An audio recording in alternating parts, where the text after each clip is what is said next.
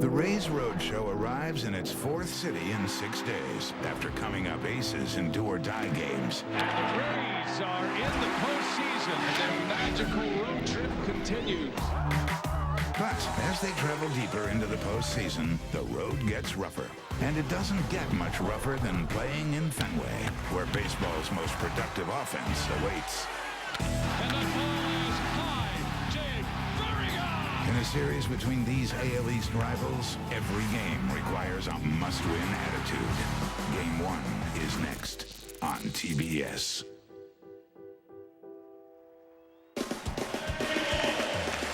And we welcome you from Boston, Fenway Park, the site of this 2013 American League Division Series, presented by T-Mobile. They have waited 4 years. Last time the Red Sox were in the postseason, 2009. And division rivals find their way to Game 1 of this ALDS, the Rays and the Boston Red Sox. Great to have you with us today from Fenway Park. Brian Anderson, John Smoltz, Joe Simpson. We'll hear from Rachel Nichols in just a moment. And John, let's start with the Boston Red Sox, a ball club that went from worst to first. And there is no doubt that the culture has changed in this clubhouse. Yeah, and they did have to change the culture. It started with 2 trades. The trade with the Dodgers cleared some salary. Then they had a trade to get a manager over here in John Farrell. Was the pitching coach. He changed the culture. Their offense has always been pretty good, and no better tell this year. They're in the top 5 in every category, but it had to change with the pitching. Last year, historically bad, 5.19 ERA, and the team ERA this year, much, much better, and it starts with John Lester, big game pitcher. Last year was not a good year. Look what he's done. He's turned it around. So for the Boston Red Sox, it all starts with their starting pitching, and it's been much better. Well, Boston has been patiently waiting for this series to begin. Meanwhile, the Rays are going to send up their young lefty Matt Moore, Joe, and Tampa Bay continues on this incredible road trip. They're now in day 11, and they're happy to be extending it. It's been a meat grinder for them. Don't talk to the Rays about pressure because they've been under it for about a week.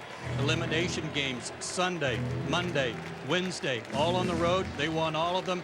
They're comfortable playing here at Fenway Park. They're in this division playing the Red Sox, so they come to town a hot ball club and ready to play. These two teams matched up 19 times during the regular season. The Red Sox own the advantage 12-7, but it's all different in the postseason. Game 1 coming your way. The ALDS division rivals, the Rays and the Red Sox. First pitch coming up.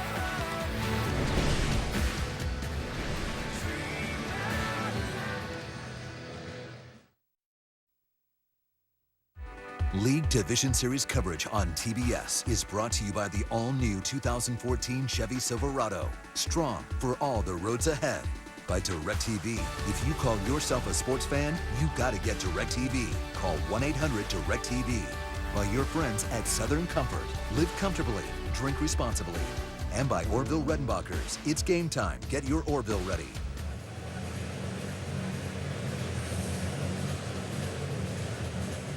Welcome back to Boston. I'm Rachel Nichols, and we're moments away from the first pitch here at Fenway Park, but we've already had some very stirring moments here as after the pregame introductions, the Red Sox introduced several victims of the Boston Marathon bombings, the first responders who helped those victims out, and so many of the people who have been such an important part of this community.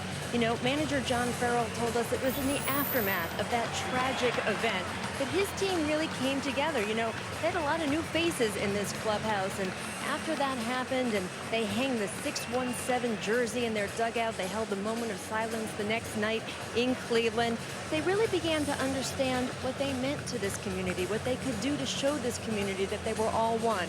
Guys, you're going to see in center field, they've cut the logo, Be Strong, Boston Strong, into the grass for this series. And let me tell you, the people here are Boston strong. They want their team to be too. Yes, indeed. Thank you very much, Rachel. There was a very touching ceremony before the ball game today. The marathon bombing on April 15th, and the Red Sox played the Rays that day. That was an 11 a.m. start on Patriots Day. Red Sox then traveling to Cleveland after the game. They played the next night, and that moment of silence that they had for the Red Sox in Cleveland, and Farrell was very emphatic about the moment that this club came together, as Rachel mentioned, Joe, and then talked about how this team for the rest of the season, trying to come up with ways to give back to this community, and it's a pretty good way to start the postseason here today. Yeah, you said that day in Cleveland after the game, when they had the moment of silence, it's like it hit everybody, and 23 guys went to dinner together that night, and that was not the first time or the last time that they did that during the season. It happened several times thereafter, and they all got together to figure out what they could do to help give back and restore some confidence in the community and make everybody feel a little better. And when you talk about a change in the culture, a big moment to assist that process for the Red Sox as John Lester leads the Red Sox onto the field here at Fenway. His first ever Game 1 start in the postseason at Fenway Park.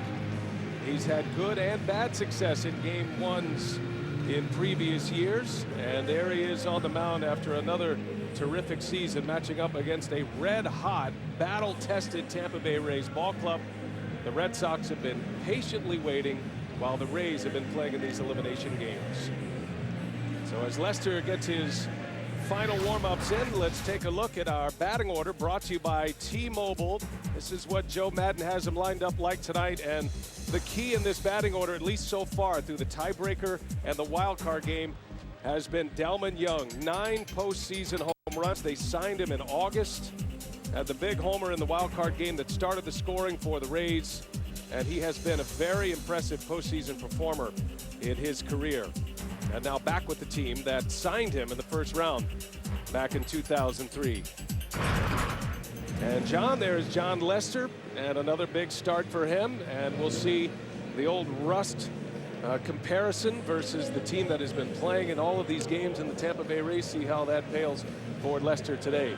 Well, John Lester, of course, coming off a miserable year, and you're going to see a man who's made some adjustments, 15 wins this year. You're going to see fastballs and cutters. For him to be successful, if his cutter is into right-handers and firm, the Rays are going to be in trouble. He throws a changeup and curveball, and of course the shadow is going to be part of the play early on with the clouds breaking with some sun. All right, Joe, how about the Red Sox defensively behind John Lester, finally at full strength again? And with a lefty going for the Rays, that means Johnny Gomes gets the start in left field, as he always does against a lefty. Jacoby Ellsbury is back after an injury that waylaid him late in the season. Shane Victorino's been a big plus for this ball club after signing as a free agent. Middlebrooks, Drew, Pedroia, and Napoli from third to first. All good defensively. Napoli, a catcher by trade, of course, and Jared Saltalamacchia doing the catching for Lester today. All right, ready for baseball today. Much different environment here for the Tampa Bay Rays than they saw in Arlington for the tiebreaker game, and certainly in Cleveland for the wild card game. Folks still filing in, but the sun is out. We're ready for baseball. Desmond Jennings leads off, and strike one. Away we go from Fenway Park. Cloudy and rainy all morning. The hitters did not get to take batting practice on the field, and everybody was glad about the fact that there were clouds because there'd be no shadow. Lo and behold, the sun is out. Well, Desmond Jennings back in the leadoff spot for Tampa Bay. 2 big hits for Joe Madden in the wild card game, drove in a couple of runs. And Lester with his signature pitch, the cut fastball, and that'll be a big one for him today, as it always is.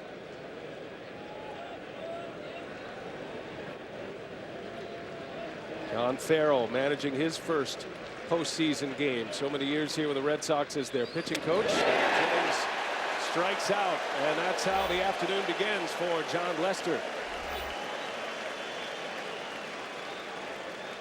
Well, the leadoff man's going to see some guys already as we look at this fastball. Just beats Jennings. He had some success coming into this game, 4.62 average, but I already seen Myers ask, can you see the ball? You know, that shadow that's at the mound, that's the first thing the leadoff guy, not only does he want to work to count and get on base, but he's going to report to the other guys and say, hey boys, it's a little bit tough, or this is what I'm seeing. As a hitter, it's about as bad as it gets right here. Here's Ben Zobrist, and Lester starts him with a strike. One thing we've seen from the Rays, they are a very patient team overall. If you look at their numbers, they walk a lot, among the best in baseball, but it has typically been that they are aggressive early in games. They're trying to get off to a fast start, score early if possible. And even the ultra patient Zobrist swinging away at the first offering.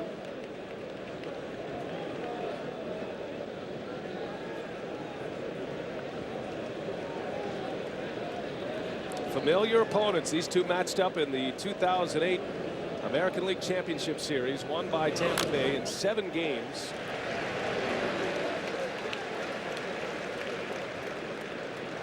They played 19 times during the regular season, and Boston winning 12 of those. Best of 5 series winner headed to the American League Championship Series. Ball and 2 strikes. Brian, for the hitters, the difficult part about this, the shadow as it is right now, is that Lester's in bright sunshine. The backdrop, the batter's eye is in bright sunshine, but the path of the baseball is almost all 60 feet 6 inches in the shadow, and that makes it very hard to see when you've got that bright light basically behind the pitcher. 1-2 to Lester, and a swing and a miss. Back-to-back strikeouts for John Lester to start his day. Well, Lester's been waiting for this moment. It seems like a week, 5-6 days. He throws another one inside. That's going to be the key. He's already thrown at 97 miles an hour. He loves pitching at home. 7-1.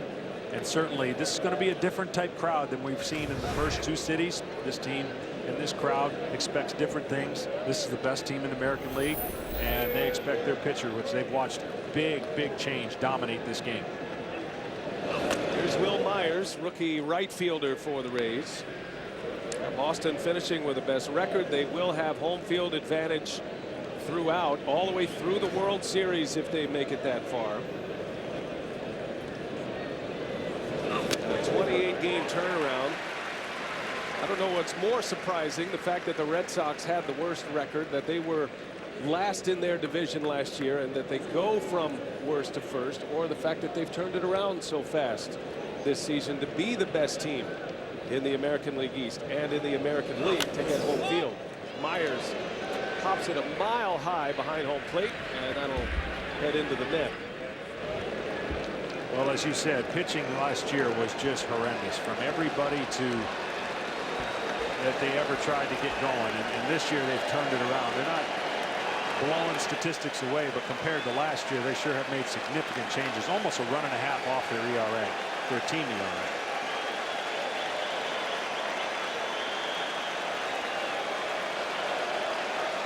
Lester, a chance to strike out the side.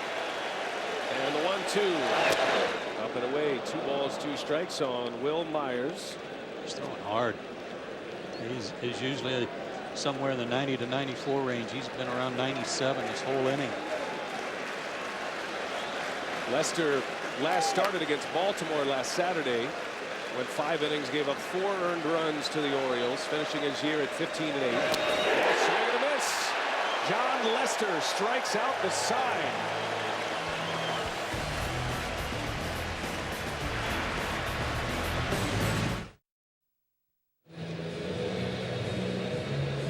Well, quite a start for John Lester. He strikes out the side in the first inning. Now the Red Sox coming up. Let's check out the batting order, brought to you by T-Mobile. Dustin Pedroia, the spine of the Red Sox, former MVP, hit .301 this season. Has been a run producer, second most runs he's produced in a single season in his career, and a base stealer. And the Red Sox will run. Left-hander on the mound for the Rays. 24-year-old from New Mexico, Matt Moore, his second career postseason start. Yeah, an interesting dynamic on his year. You look at the numbers, 17-4, a lot of walks. Look at 76. And what's going to be concerning for against a patient team like the Red Sox is he can get wild and then dot the strike zone. So it's going to be an interesting challenge to see how much patience the Red Sox have and how much patience the manager for the Rays has with the starting pitcher. Jacoby Ellsbury back in the starting lineup, dealing with a foot injury, a compression fracture in his foot, but he's back, returned at the end of the regular season. Red Sox really haven't had their main lineup together in the second half, and even as they clinch the division with 2 weeks to go, they didn't have all the pieces in place, and of course they have not played since the final regular season game on Sunday. Matt Moore's got a fastball, good breaking ball, and a changeup there. He throws the changeup for strikes. The Red Sox hitters are going to be in trouble, but that all works off the command of his fastball. thing his manager said before the ball game was that it was going to be important for Matt Moore to get early strikes and force the Red Sox hitters to be a little more aggressive. He did not want him going to 2-0 counts. Joe Maddon reminding Matt Moore about his complete game against the Red Sox. It was a shutout on a 2-hitter here at Fenway as Ellsbury on the ground right to Escobar. And that's how the day begins for Matt Moore. And Joe, one of the best defenses in the big leagues, the Tampa Bay Rays. Yeah, we've been talking about these guys all week and how good they are. Today it's Rodriguez, Jennings, and Myers in the outfield. But as a unit, as a team, the Rays with only 59 errors this year. And that would have set a major league record, except that the Baltimore Orioles were just a little bit better. They too set a record with only 54 errors. Jose Lobaton making the start behind the plate. He's a switch hitting catcher. Lobaton playing in his first career postseason game. He's been on a playoff roster, but getting his first action here today as Shane Victorino steps in. He used to be a switch hitter. Yes, he did. He's just primarily a right-handed hitter and done a nice job ever since the injury. Victorino is one of the group that Bing Charrington, the general manager of the Red Sox, brought in here. And as the Red Sox were able to clear the deck and essentially a payroll mulligan with the trade with the Los Angeles Dodgers, Victorino, one of the players to try to help change things and change the way the Red Sox were going about their business. Which, by the way, no current player on the roster today has been part of that trade that they made last year with the Dodgers. Matter of fact, Loney is playing against him. Yeah, Loney came over to the Red Sox from the Dodgers, and that hit him. Victorino stands right on top of the plate, and Moore hits him, and a base runner for the Red Sox with one away. It's something that's a little out of what you would expect from the Red Sox. It's got him on the foot, is that they are a running team. They're third in the American League in stolen bases. In fact, they have a record streak going, 39 straight stolen bases as a team without being caught. Victorino leading the American League in hit by pitches. He has 21 steals this year, caught just 3 times. And now Pedroia right in the heart of that order for the Red Sox, coming off another terrific year, hitting over 300 again. It's a career .302 batter, and he hit .301 this season. Just the 9 home runs, but he drove in 84. Red Sox as a team lead all of the American League in hit by batters.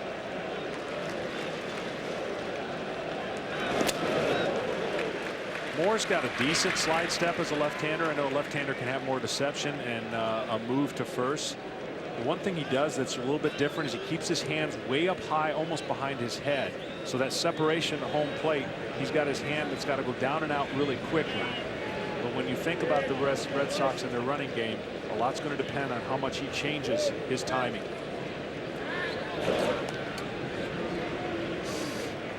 Another thing that surprised me about this Boston lineup, and you always look at these top 3 guys, Ellsbury, Victorino, and Pedroia, they're all hitting right at 300. But as a group, those 3 guys against Tampa Bay this year, only .213. So Tampa Bay's done a great job of keeping them off the base in most instances.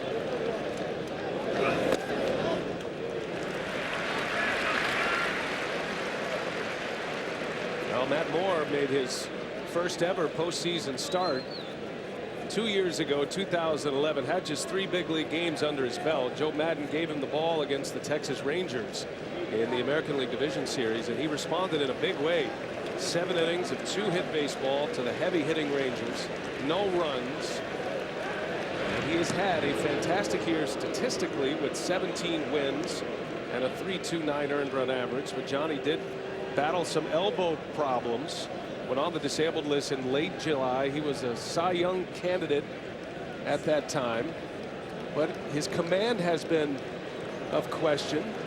A lot of pitches, especially against a Red Sox team that takes a lot of pitches, gets deep into counts, and that'll be a key today for Matt Moore. And it will. And the only thing I can tell you, the mechanics look pretty good. You got to think it's the release point, the way it comes out of his hand, sometimes on the side, sometimes underneath. He'll pull some pitches, he'll cut some pitches, but what he does have is a firm, easy delivery. To a hitter, he may throw 2 in a row out of the zone and then dot it, and that's a frustration. So he's effectively wild, but walks are a huge part of the last month or two. That's a foul ball. Wow, close.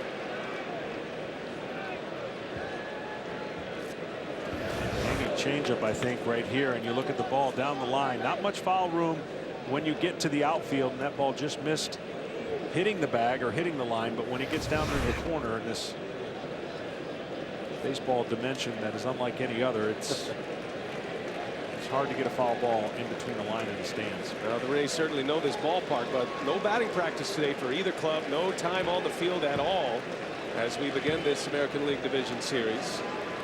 And certainly a bigger story for the Rays, especially with a couple of young outfielders out there, and Will Myers in right and Rodriguez in left.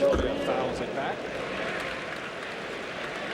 This is arguably the roughest, toughest right field to play to in the big leagues.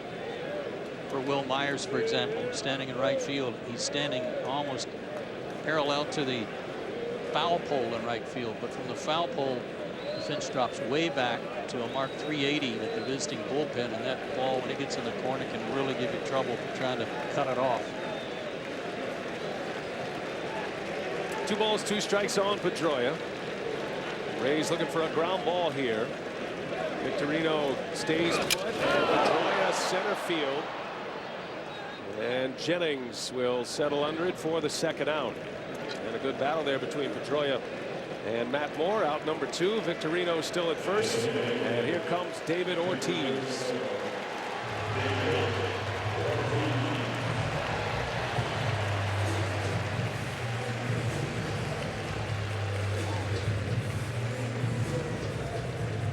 David Ortiz, even at 37 years of age, putting up the big numbers. 309, another 30 homer season, has 7 of those where he has popped at least 30 homers and has at least 100 runs batted in. Had an OPS of 959 this season. That tied Ted Williams, by the way, for a franchise record, the 7 consecutive years of 30 and 100. And one of the very best designated hitters in the history of the game, and Matt Moore gets him to swing and miss at a first pitch fastball. Well, for Matt Moore to be successful today, he's going to have to keep his center fielder busy if he doesn't strike guys out. He's not a big ground ball, as you see the switch that goes on behind Matt Moore in the defense. Interesting switches that Madden will display from time to time. Always a shift on with Ortiz. He was one of the first players you started to see the extreme shifting going on. If you were with us during the wild card game on Wednesday, it is unusual that Longoria moves over into the second base position and Escobar stays put in the shortstop position. Now, a lot of teams do that, but what's unusual is every now and then they'll flip-flop back and forth. All depends on the count. It's 0-2 here. Runner takes off. Victorino with a foul. Back out of play. Now David Ortiz in our today's Goodyear Superior Performer. Historically, among designated hitters, David Ortiz is the career leader in home runs, RBIs, hits, runs scored. Frank Thomas is second in home runs. Edgar Martinez in RBIs and runs, right behind Ortiz. And Harold Baines. That's kind of the Mount Rushmore of designated hitters. And Ortiz is right there. Victorino goes. Pitch is high. Throw to second is late. And a stolen base for Victorino puts a Red Sox in scoring position. Jose Lobaton has made some great strides defensively for the Rays over the last year or so, but still not one of the better throwers among catchers in the American League. So we might see some more of this as the game goes along for Boston. Well, I would think the stolen base will adjust the switch a little bit, or the shift that they put on. You'll see Escobar trying. He's got third base stolen if he wants to, because with 2 outs. Ortiz takes a ball. It's got to be just, Joe, from a defensive perspective, very unusual position for Escobar to be in at the shortstop position, but now asked to play the hole here with 2 outs. He's so good defensively, Brian. I'm not sure if anything really bothers him out there. And he's aware of what Victorino might try to do. That's why he's moved a little closer to the third base bag. And by the way, Matt Moore led the American League in wild pitches this season. So that's always on their mind. A bouncer right to Escobar in the perfect spot, and Ortiz is out. And the defensive charts pay off early for the Rays. We head to the second.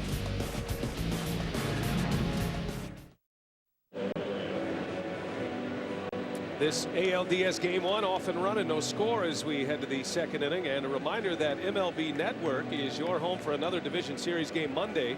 Catch live coverage before and after every postseason game on MLB Tonight. Check local listings or go to MLBnetwork.com for game time and channel number.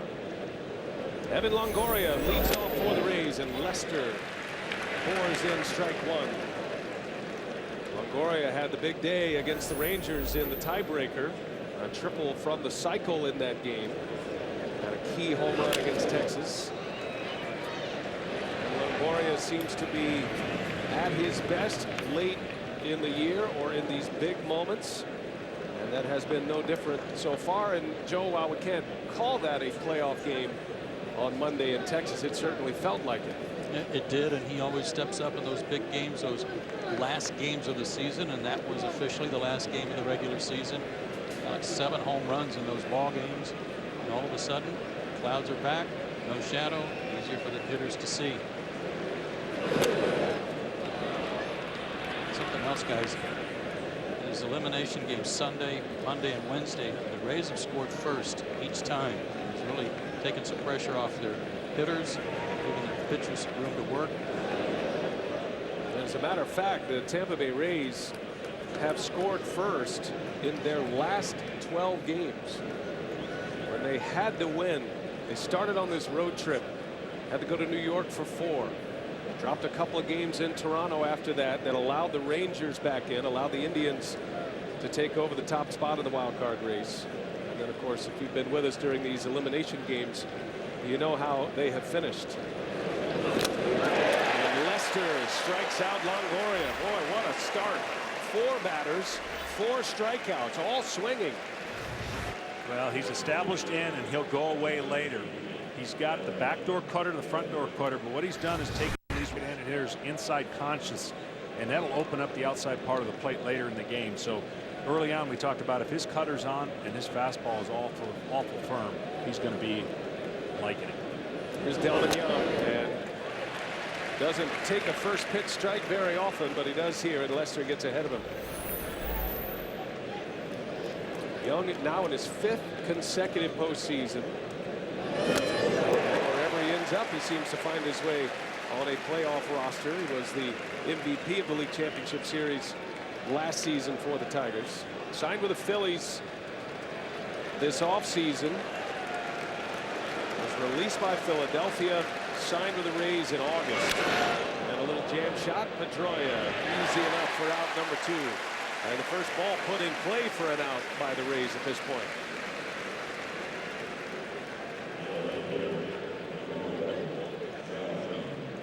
One of the things that John Lester's done besides make up for last year, he's tried different things mechanically. But what I want to watch, what you need to see, it's not a big move off the rubber. He was on the farthest side of the right side, first base side of the rubber. What he's done is moved it closer to the middle to create a better angle so that his pitches look to the umpire better on the corner. The far extreme right side of the rubber was creating, believe it or not, a tougher angle for the umpires to see, and really has got him closer to the outside part of the plate and made him be more successful with his pitches. Interesting. All about the geometry. Yeah. For John Lester. Sean Rodriguez takes a ball, and I haven't heard of a move like that. You see Juan Nieves like Lester, a no-hitter in the major leagues, the pitching coach of the Red Sox, but you're talking about a pitcher who's making an adjustment for the umpire and not the hitter necessarily. Well, it works hand in hand, because then it doesn't seem like you have to pull the pitch or be more fine with it. And the one thing he has always been, he's a big imposing left-handed pitcher, and he comes a little bit more sidewinding kind of turn, and that turn had gotten him in trouble last year. Mechanically, he had not had his feel. This year, with the exception of about 3 starts, he's been lights out. Rodriguez fouls it back, getting a start in left field today for the Rays. Sean Rodriguez playing in his first ever postseason game in the outfield today. Played 8 games in the playoffs in 2011, but all as an infielder. This will be a new experience for him, and the crowd revs up. Lesser with 2 outs, 2 strikes on the hitter.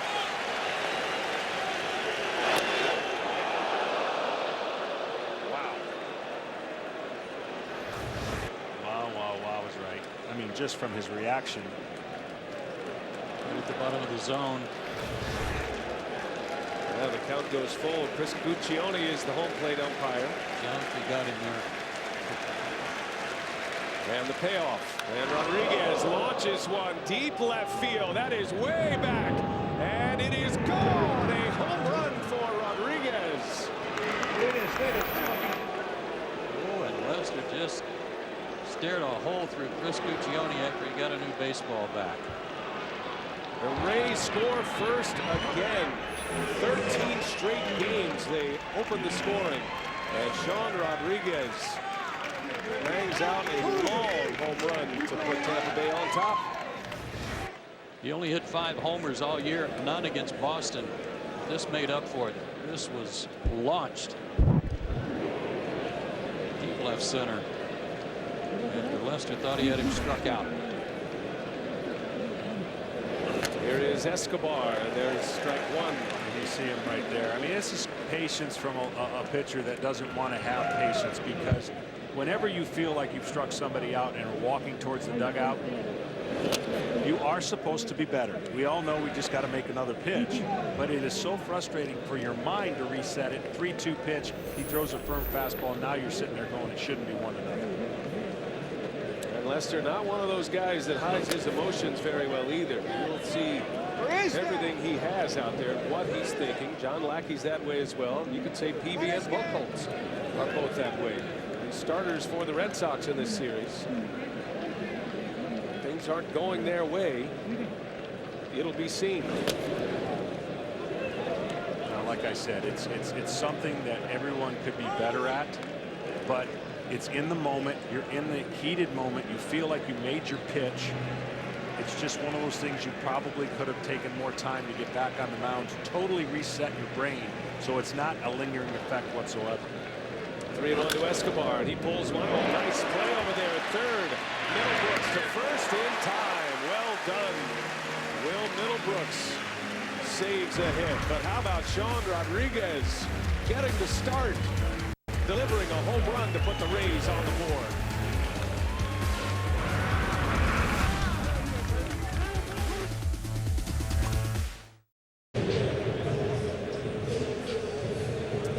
Sean Rodriguez, not known as a power hitter, had just 5 during the regular season, comes up with a big home run to get the Rays on the board. John Lester not pleased after not getting a call prior to the home run. And the Rays are back on top to start a game again. 1-0 Tampa Bay. Here is Mike Napoli behind all of that facial hair. Blood, sweat, beards for the Red Sox. So they were tugging on the beards all the way around today in the clubhouse. Napoli, another one of those great pickups for Boston. Embracing the beard as Moore delivers a strike to Napoli. You mentioned changing the culture earlier, John, and one of the things they did with some payroll flexibility was they went out and got some guys with some postseason experience, not necessarily stars by description. Grinder types like Napoli, like Gomes, like David Ross. Guys who've been in the postseason, know how to play hard. They might be less talented, the Red Sox, but they are a team full of gamers. Napoli signed an original contract with the Red Sox that was 3 years and nearly $40 million. But chronic hip issues, failed the physical, and that deal turned into a 1-year flyer contract that was incentive laden. He has hit, I think, all of the incentives, or at least most of the significant ones, but he will be a free agent. No club option for next season. And Napoli, despite those hip problems, full schedule here for Boston and put up the good numbers this year once again. Their postseason experience, of course, with the Angels and the Texas Rangers. Moore deals 2-2 and a swing and a miss. He put it right by him with a 94-mile-an-hour fastball. Let's take it back to the sequence, John, last inning prior to the home run. Yeah, I mean, this is, again, tough for the mindset to feel like you made your pitch and you're starting to head off the mound. It doesn't get called. You don't mind giving up a hit, but when it results in a run, then the old computer upstairs starts fuming a little bit. You start figuring out ways why it should have been 1-0. It's part of the game. He talks to the umpire. Of course, they don't bat here, so when you get back to the plate, you can usually do that as a National League pitcher, but the American League, your only option is walking off the field. And every umpire in the world says, well, I'm not the one who threw the home run ball. Yeah, I don't know if you said that to him there, but you're right. Watching that pitch again and watching the way Saltalamacchia caught it, I don't think did him any favors either. Salty tried to frame it by bringing it back up, but his glove really took that ball low and out of the zone. That's a good point. Here's Johnny Gomes. A big decision today with John Farrell about left field. Johnny Gomes and Daniel Nava have been splitting time there. It's essentially been a platoon. And Farrell saying Johnny Gomes was hired to play left field and bat right-handed against left-handed starting pitching, and that's what he's going to do today. Gomes is another guy that has found his way to the postseason a lot lately. Of course, he was here as a member of the Tampa Bay Rays when the worm started to turn for the Rays organization against the Red Sox and the Yankees of the American League East. Johnny Gomes remembers it well, and there were a few brawls that season that turned the organization around, made them feel like they belonged. Of course, they had the talent to be here, but now Gomes in a Red Sox uniform. His postseason experience with the A's and the Reds. And you figure he'll get 3 starts if it goes 5 games. With David Price and Matt Moore, the 2 left-handers that figured to start 3 to 5 games. Gomes lines one to left. Rodriguez lays out, makes the catch. In his first ever postseason game in the outfield. After his home run to put the Rays on the board, he makes a terrific play. They keep talking about Rodriguez being a guy who has worked his tail off to be that super utility guy wherever Joe Madden needs him. And plays like this, it's easy to see that his ability to acclimate to the outfield is pretty good. Great jump. You got options here at Fenway because you're going to play typically shallower because a fly ball that's up more than likely goes off the monster, so you can take away more hits. You'll get credited as a left-handed hitter probably with more hits off the wall fly balls.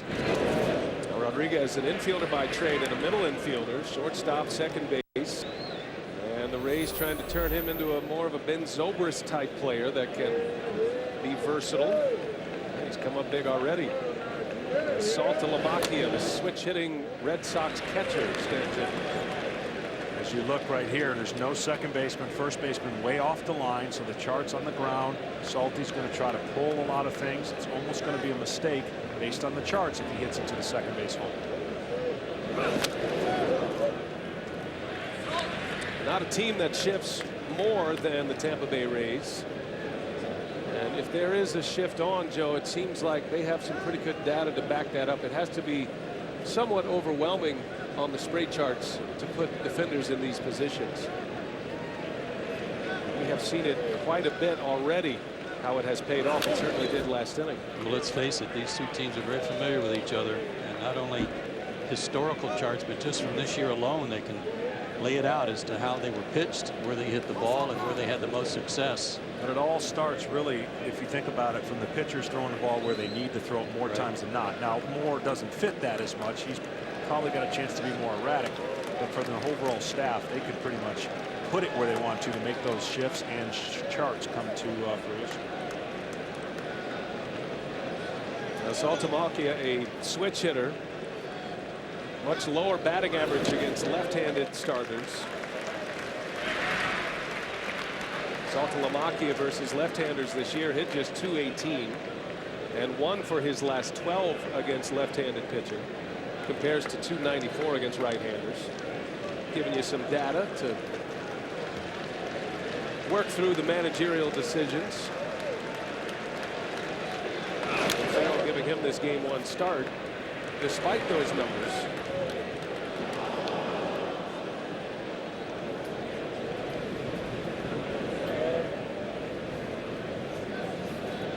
Good chance to see David Ross in the starting lineup tomorrow, even though it'll be a big lefty and David Price.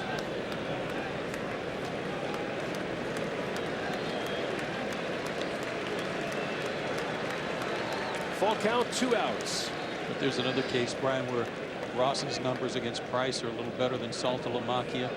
Saltalamacchia's numbers a little better, and he's in there today against Moore. Moore walks in. Patient at the plate. Saltalamacchia batting in the 7th spot in this Red Sox order, draws the walk. Second walk issued by Matt Moore. Salty has really gotten a chance to play a lot more. He was involved in that big trade with the Braves and the Rangers. Of course, they put him at first base for a little bit and then fell in the depth chart amongst the catchers there. And he came over here, same thing, kind of back up, and this year really has blossomed. Stephen Drew with 2 away. Left-handed hitting shortstop. Steady, underappreciated. Drew has been a terrific addition to this club. He's another one of those guys that the Red Sox brought in. And a lot like Escobar, this will be a series with 2 shortstops that don't necessarily get the headlines, but make all the plays. Escobar can be a little flashier than Stephen Drew, but both do their jobs very well.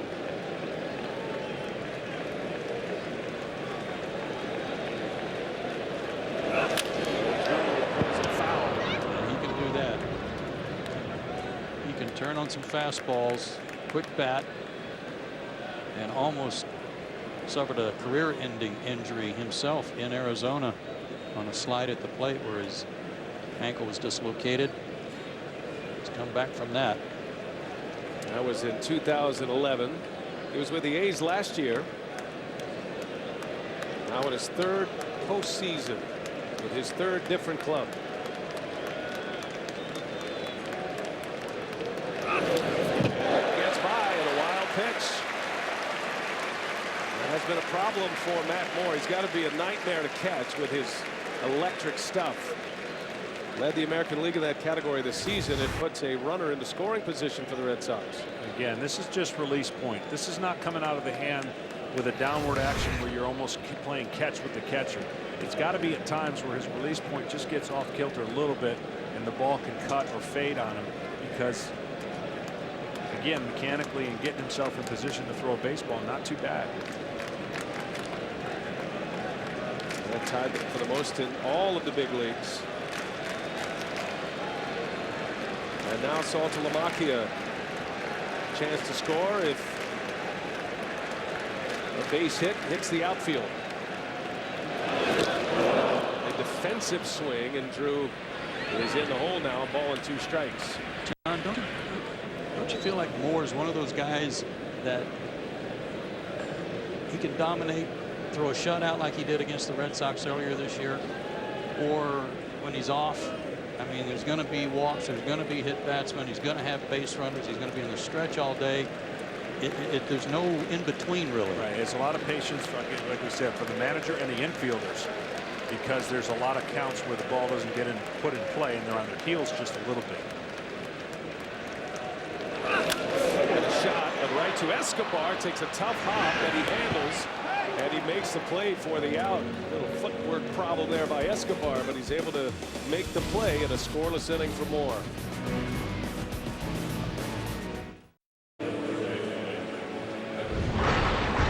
Welcome to the 2013 American League Division Series presented by T-Mobile.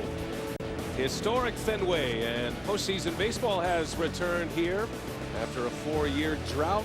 Last in 2009, best record in the American League this year at 97-65, and they host Game 1.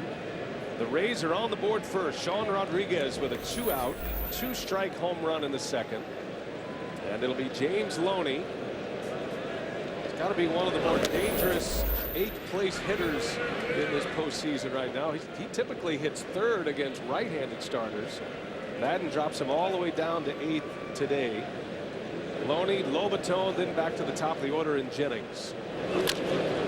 Bouncing ball to Gold Glover Pedroia. He's got some time, makes the play for out number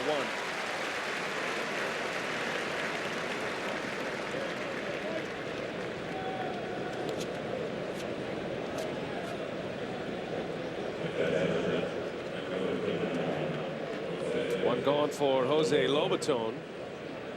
His first career at bat in a postseason game. Well, John, take a look at the Chevrolet pitch tracks and focusing on John Lester and his variation of pitches. And his signature pitch, that cut fastball, as he deals strike 1 to Lobaton. Yeah, well, his engines have been revved up. Certainly, you're going to see primarily fastballs and cutters. A lot of them.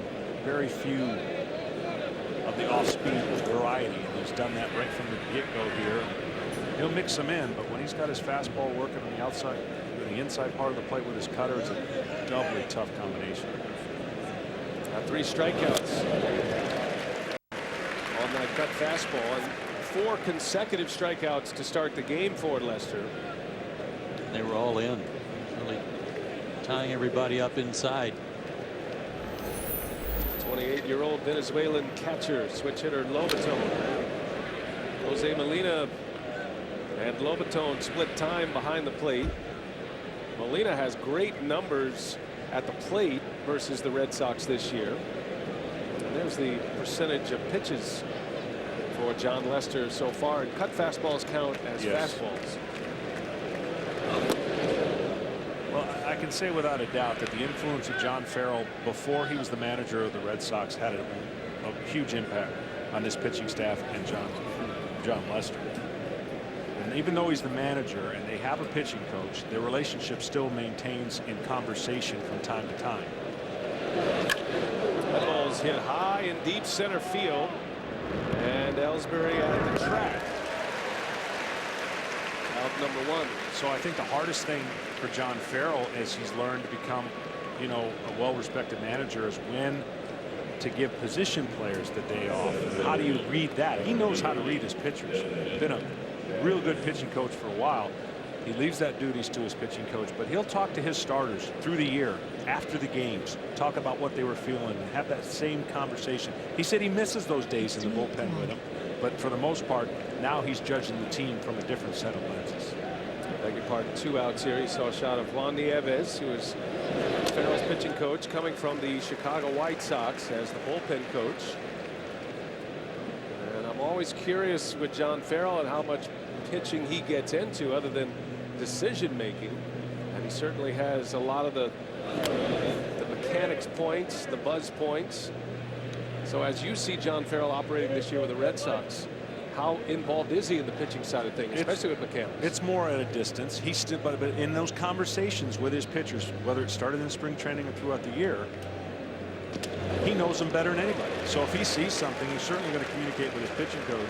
But I think that calmness and just the culture that was created of stability with John Farrell brings back to the organization just put everybody at ease. Each individual pitcher had to work on what they did last year to get better, and they've all done that, including John Lackey, who we'll see tomorrow. Ball and 2 strikes.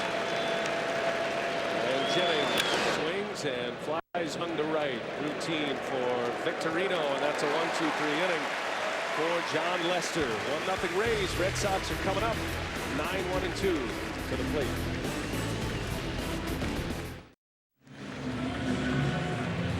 A Sean Rodriguez home run has the Rays on the board first. 1-0 Tampa Bay. Say, Joe, you want to know the secret to being a home run hitter? Yes. Tim Ferriss shows you how to knock it out of the park. Go to upwave.com/baseball. Where was Tim when I needed it? Brian Anderson with John Smoltz, Joe Simpson, Rachel Nichols. Great to have you with us on a Friday afternoon at Fenway Park. 1-0 Rays as Will Middlebrooks will lead off for the Red Sox. And a hit batter and a walk for Matt Moore. And Middlebrooks in the air to right. Myers, very little experience at Fenway in right field, makes the play for the out. And Joe, you're talking about the batters with the shadows now and the cloud cover has a great effect, I would imagine, on the outfielders as well. It does indeed. I mean, it's tough to pick the ball up when the hitter is in the dark shadows and you're standing in the sunshine. So this cloud cover has helped the defense, especially in the outfield, and it's definitely helped the hitters. A little more contact, certainly against John Lester after the shadow disappeared. Back to the top of the Red Sox order with Jacoby Ellsbury. He grounded out in the first inning, bounced to short.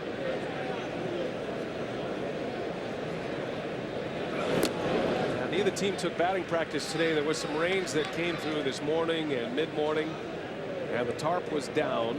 And Joe Madden was telling us he's not so concerned about swinging the bat or getting on the field to swing the bat and get your swing warmed up. There's batting cages for that. He's a little more concerned with getting his infielders on this dirt here at Fenway, and then his young outfielders getting some reps off the bat.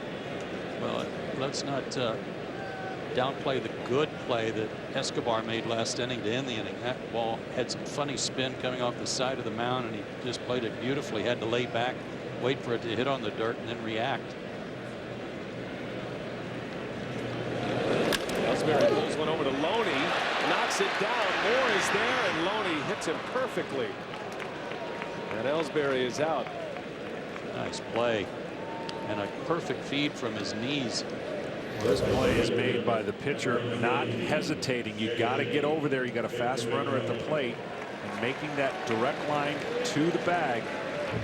A good toss by Loney to the pitcher. So he spins and comes over right away. He's going to have a quicker route right to the bag if he takes that line.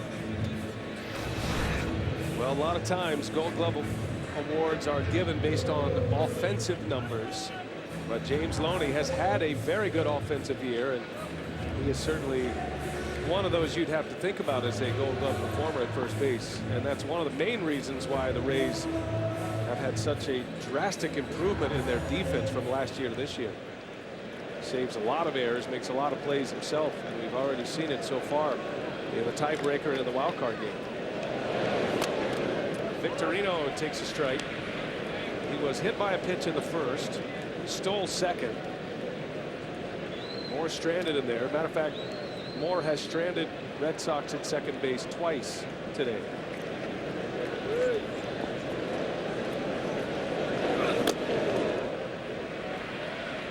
Look at Moore. He's, again, the prototypical left-hander that comes over the top. He starts on the third base side of the rubber. I have to say the only thing he doesn't do sometimes is finish his pitches. Can sometimes stand up on his delivery. But he closes off against the hitters, and they don't pick it up a lot. And he got the call on the inside corner. It's a fastball that comes straight in, holds its plane.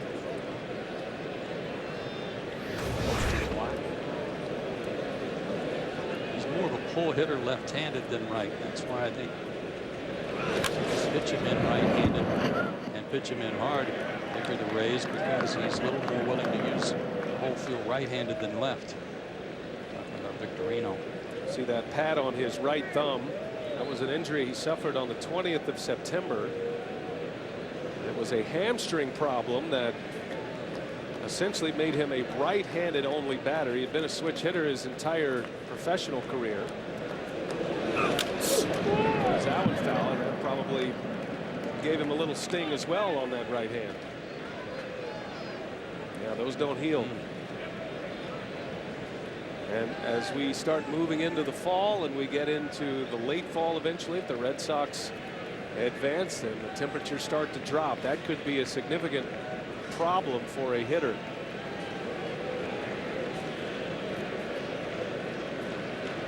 One and two.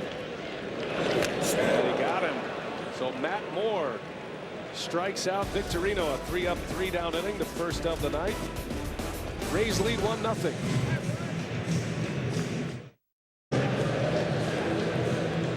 Three in the books. Rays have the lead.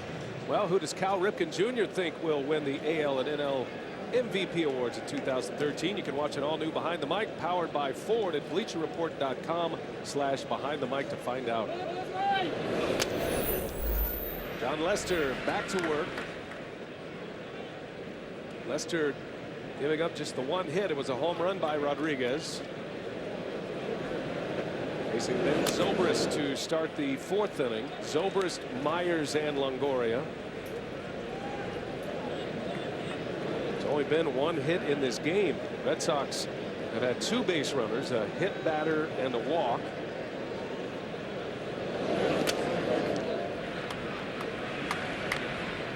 Not a whole lot going on offensively so far. The cloud cover has been here since the bottom of the first inning. There was a bright sunshine when we started.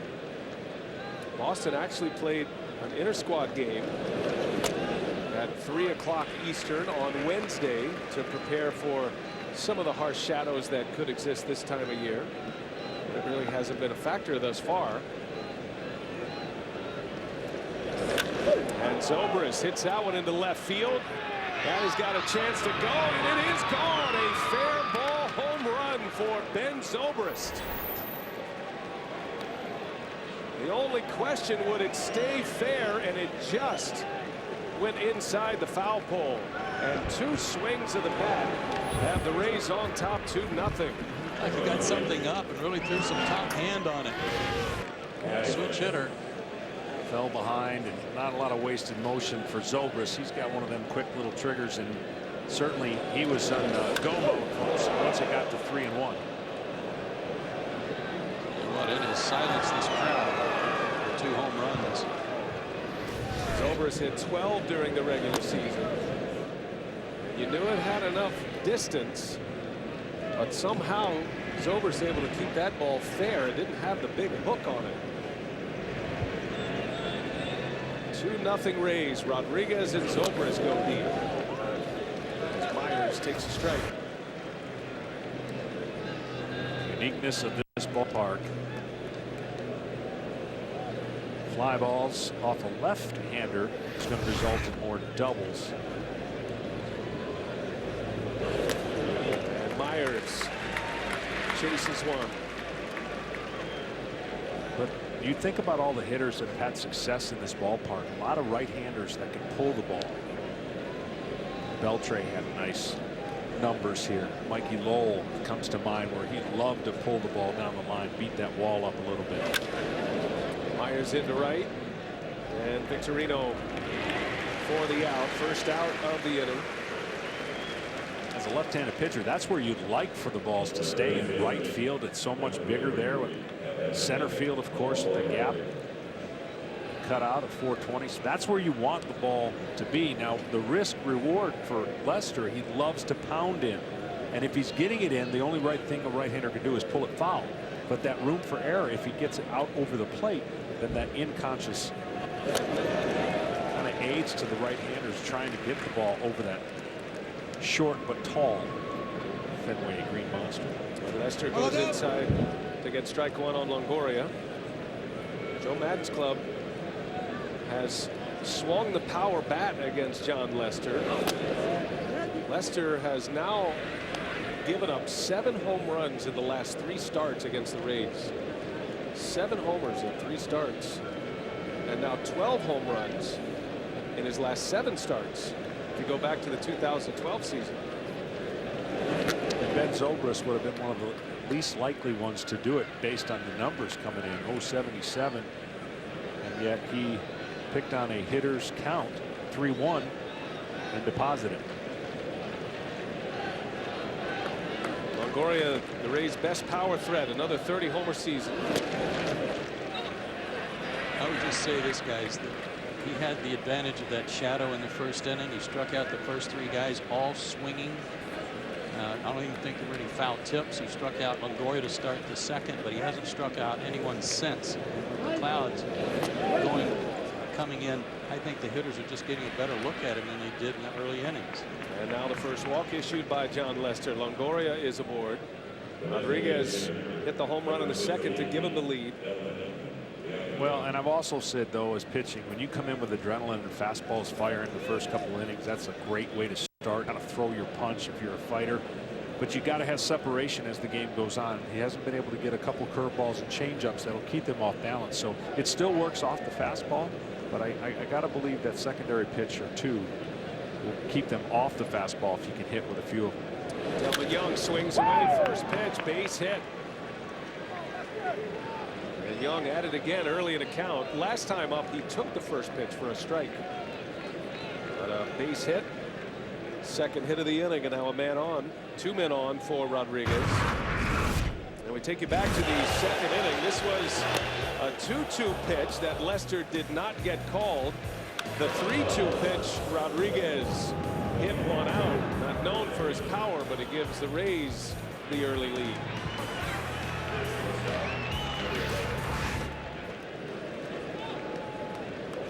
Not sure that Lester's over that yet, John. I think it took a lot of starch out of him, and even though his conversation with Chris Guccione leaving the field that inning was certainly under control, he did not appear to be that mild-mannered in the dugout after. Big spot for the Rays. Big spot for Lester early. He's given up 2. He has 2 on, and that one's in the air to the left. Sounded like he got jammed a little bit. And Gomes for the out. So 2 gone. Rodriguez swinging away at the first pitch, and now Lester can get out of this fourth with just 1 run allowed.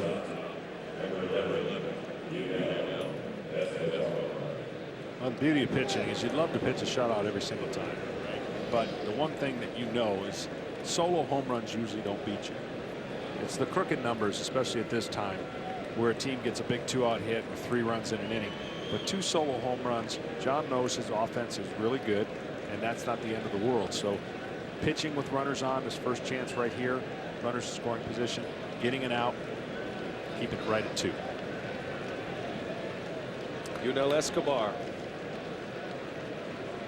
Escobar had a hit in the wild card game on Wednesday. And he's swinging away at the first pitch. Foul territory. Will it stay playable? And it will. Napoli hauls it in to end the inning. But the Rays strike again.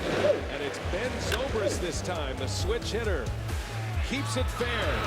And the Rays lead 2-0.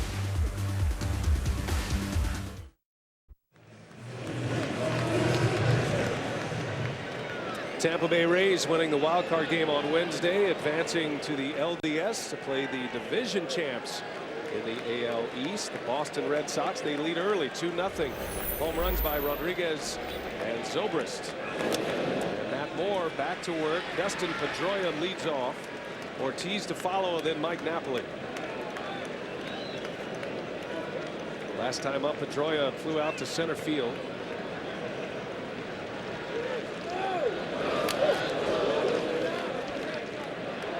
Nobody that I can remember with the size that Pedroia generate more bat speed and more ability to hit the ball out of the ballpark than this guy, who they've rewarded with the 7-year contract and the heart and soul really of the Red Sox. He's the engine of this team. They need him to get on here and get something going. And a shot right back up the middle, and there is the base hit the Red Sox have been looking for, their first of the game. Now, moments ago, we had a chance to catch up with Rays manager Joe Madden, and we talked about his club, a patient team, getting off to fast starts recently. When you're playing so many teams with great bullpens, you really want to get on top and stay on top. It makes a huge difference in the latter part of the game. It speaks to our guys being ready to play the moment the game begins. There's a great energy in the dugout again today. Joe, we've seen your shifts and talked about the graphs and everything, the information you give. But how much of it is predicated off your staff being able to do certain things to help out your shifts? Yeah, I mean, we're always working off of our pitchers. If our pitcher does not like what we're doing, he can call it all off. But a lot of this stuff is rooted in a lot of data, as you know. There's a lot of different games involved in different types of pitches, etc. So a lot of this stuff is choreographed from the dugout. It's done beforehand. We got great advanced scouting by our people upstairs, and then the guys in the dugout here do a great job choreographing during the course of the game. Now the staff of General Manager Andrew Friedman. And the shifts are on for David Ortiz. Although with a man at first, the Rays have to keep Zobrist attached to the infield dirt. I was just watching Longoria, Brian, and he got Escobar's attention and let Unell know that if a ground ball hits anybody on the right side, he'll take the throw at second for a double play. But a comebacker to the mound, he wanted Escobar to take it. Does make for some awkward double play opportunities. Ortiz does not run well. You have plenty of time on a ground ball. And he hits that one high and deep to right. Myers calling. Myers near the wall. And that one bounces up and out. That's a ground rule double. Myers thought that Jennings was behind him. Wow. What a huge mistake. He called for it the whole way. He waved him off. And so Jennings stopped. And then at the last second, Myers just stepped forward. This would be a great look at it. He's got it. He's got it. I got it. Stop. Oh, my. Will Myers, 22-year-old rookie. He made his major league debut here at Fenway Park on June 18th, but he hasn't played many games here at Fenway. And Joe, as you mentioned, the toughest right field in baseball, but there's nothing tough about a ball like that. I mean, to give up on that when you're really literally camped under it makes you wonder if somebody might have been yelling from the Red Sox bullpen or from the stands, I got it, which threw him off. Made him think that Jennings was there, but he was under it. Well, nice job by Hickey coming out, pitching coach, and just getting the obvious out of the way. Look, there's nothing you can do about it. All right, second and third. Let's try to get out of this jam with just one run. We'll try and pitch perfect. It's going to be hard to stop them from scoring a run, but let's see if we can settle everything down and pick up your teammate. But I agree with you, Joe. I think somebody had to be yelling for him to get off that ball that he had a good beat on. Big moment here. We'll see if Moore, with two on behind him, can weave his way through it for the Rays. Meanwhile, the Red Sox trying to cash in. Napoli at the plate. Second and third. Nobody out.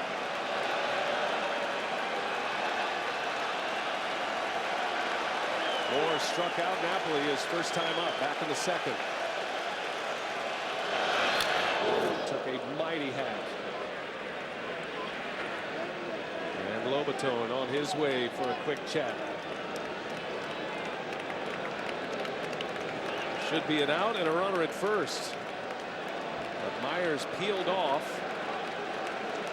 Won't go down as an error. It goes as a ground rule double. Doesn't show up in the box score, but certainly a huge play early. And the crowd's letting them know about it right now. Channing Myers.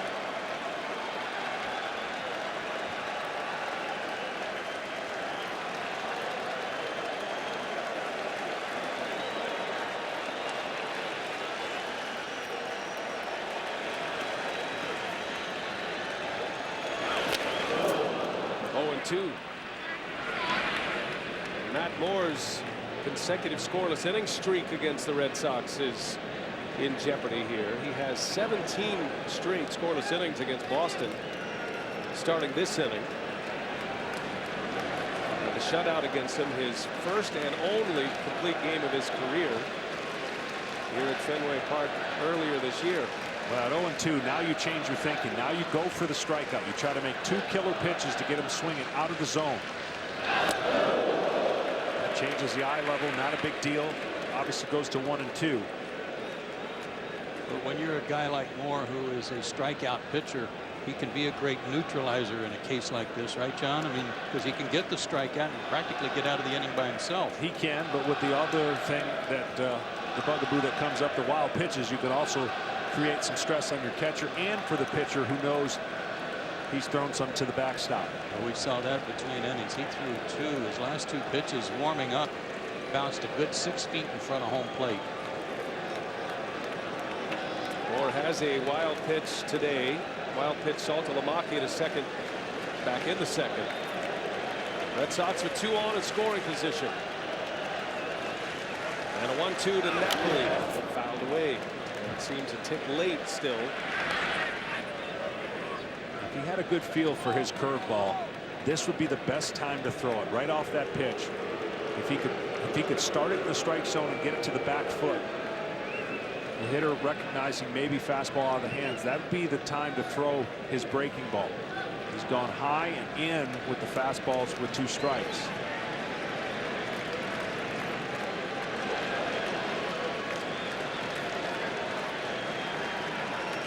Rays, one of the great defensive teams in the major leagues, but a misplay has him in a spot of bother here. 1 ball, 2 strikes on Napoli. And a pop-up. Zobrist wants it. And there is the first out, and a big one for Matt Moore. Retiring Napoli. Well, this again, Joe, is just really coming after you, you know, saying here it is, see what you can do with it. 0-2, go up, changes eye level. He really never came up with the fastball, so something they were seeing allowed them to think that they could beat the barrel of the bat, which they did on that hole at bat. He doesn't really like the ball up and in. He likes the ball down and out over the plate away from him. So they were working that area, certainly. Well, Matt Moore quieting down this crowd at Fenway for the time being. Here is Johnny Gomes now, who lined out to left in the second inning. Took a diving catch, a forward dive by Sean Rodriguez. Second and third, 1 away. Well, the Red Sox have shown over the course of a game how patient they can be. Work the count, great average ahead of the count, behind of the count. But one thing right here that was so important, strikeout or pop-up is really the only way you don't get that runner in and possibly move the runner over to third. They're still a ground ball away from making it a 1-run game and obviously a hit from tying it. But some pretty heavy swings the last 2 times. Looks like they were trying to go deep. Yeah.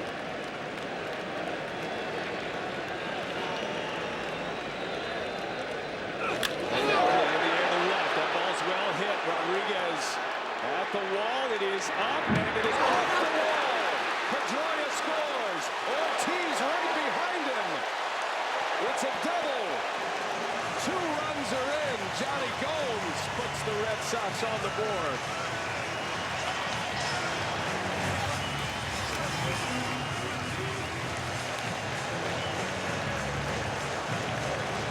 Another big swing, and this one just missed getting out of here. And that mistake in right field proves awfully costly. I don't know how many parks this would have been a hit in, but we're not playing in those how many parks. Certainly this ball hits off the wall. And Fenway, the players here, of course, Ortiz already knew that that was going to, he was standing at third when that ball hit the wall, so an easy way for him to score. That was a good read by Ortiz. He knew it was either going to be gone or hit the wall. Standing at third base, scores easily. 2 runs in on the Gomes double. All tied up here in the 4th, and Saltalamacchia cut it a miss. Former Ray, Johnny Gomes. Watch Ortiz here bounce off second, but he had a good read near the bat. He was certain that was, like you said, John, either a homer or a double. I've seen enough of those.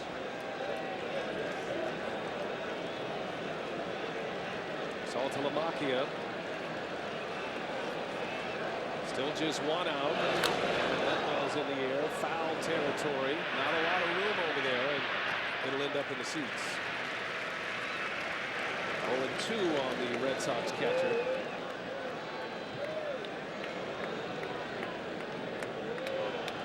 Myers had the misplay in right. Like he was camped under a fly ball to make a routine play on Ortiz. And inexplicably ran away from it as if somebody called him off. It certainly wasn't Desmond Jennings. And that has opened the inning up for Boston. 3 hits, 2 doubles.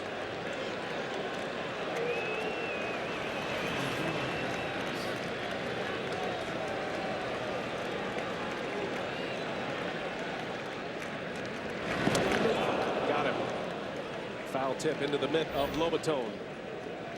And out number 2 as we check in with Rachel. Well, guys, Ortiz just came back into the dugout very animated, very excited, and told his teammates, you get ready for that fastball. Forget about everything else. Get ready for the fastball. You'll be good. Rachel, that's where they've been swinging this inning, too. They've had some big cuts. Started not just with the guys that were on base, but with Napoli when he came up to try to drive in the runs.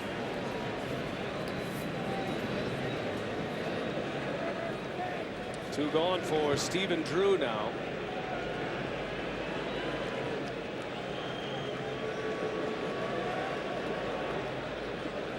And maybe in keeping with what you said earlier about his curveball just not there. Yeah, I was a little surprised he didn't go to the changeup or the curveball. He started off Saltamaki with a changeup, but he basically went right after those 2 hitters and said, here he is. I'm going to try to ride it up to maybe you get another pop-up.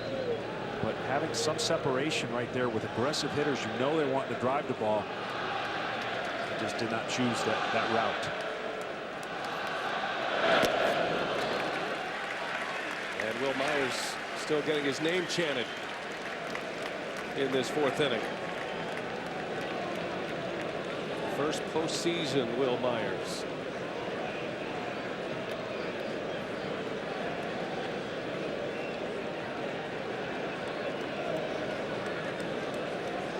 Stephen Drew, his brother's old number. His brother J.D. spent 5 years here with the Red Sox. Rolls over one. Loney shovels it over and safe. And coming around to score is Gomes. Johnny Gomes hustling from second base. And he gives the Red Sox the lead on a little dribbler toward first. What great base running. Well, the hustle of Stephen Drew made this work too, Brian. He could smell that hit. Well, the one thing you got to do as a pitcher, when you're coming over here and your first baseman's committed, you got to hit the corner and turn right away. Hit the corner, stop, and turn. And that delay right there was all the runner needed. Practice that play a lot, but in the heat of the moment, trying to get the final out, and you see he overshoots the bag. That's the first mistake. And of course, Gomes never really going to stop. But all he needed was that delay where he didn't hit the corner of the bag, turn around, check where the runner is. He practiced that play, didn't come into it. That's going to be an infield hit and an RBI for Stephen Drew. He drives in a run from second on a ball that does not leave the infield. And Johnny Gomes had a sense about it. He was busting it off the bag at second base, and he scores without a throw. Moore looked up and checked the umpire to see if he got the out before he turned to check the runner scoring. Red Sox had the lead 3-2. Well, there was a little indecision on the pitcher, and you can understand it because that ball's hit more towards second base. Once the first baseman goes to get the ball, you have to make that same beeline, and you have to hit the corner of the bag. He overshot it, and by then it was too late. And what that corner of the bag allows you to do is pivot, turn back, and make the play. You got to anticipate that play before it happens. Everything happened really fast. The Red Sox hustle paid off.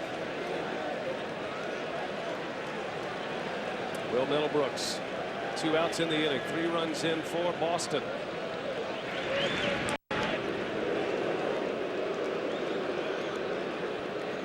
All compounded by the horrible mistake out in right field.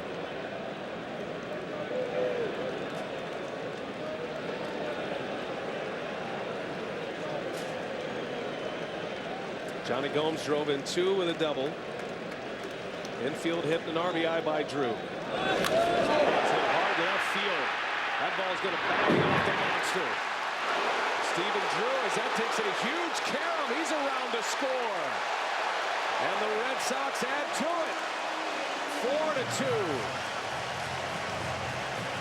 That one took a wild bounce off the monster and allowed Drew to score from first base, and he was busting it all the way around. I've always contended, Brian, that left field is easier to play here than right field, unless you get a carom off one of those little slots where the standings are there. You see those nameplates actually stick out a little bit farther from the fence.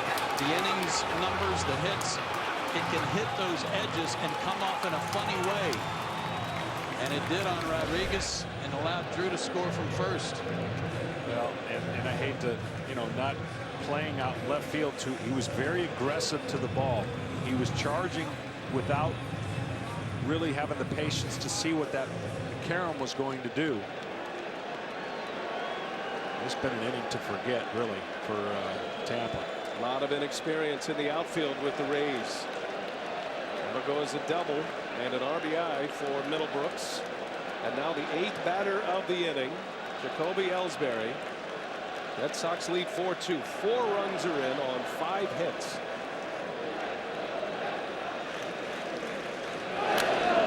What's the difference between 2 solo home runs and the crooked number? You rarely see a lot of series where this might happen.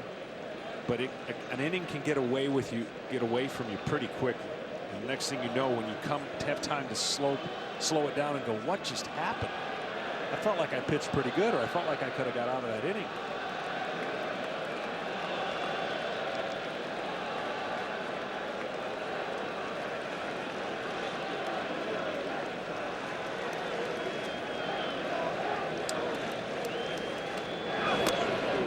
Strike. 0-2 on Ellsbury. This is where you really need a strikeout. Get in the dugout. See if the offense can pick up this inning. Matt Moore.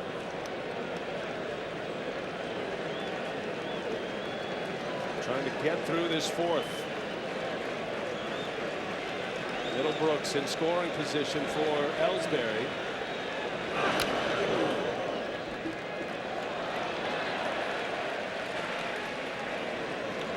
Jacoby has not played much since coming back from the injury. Injured that right foot on September 5th. He missed 28 games this year, and 16 of those 28 came in the month of September. So you got to figure his bat is still a little rusty, and even as he came back, only once did he play an entire game when he came back. And then the layoff from Sunday to today. Foul territory. Longoria will watch it in seats.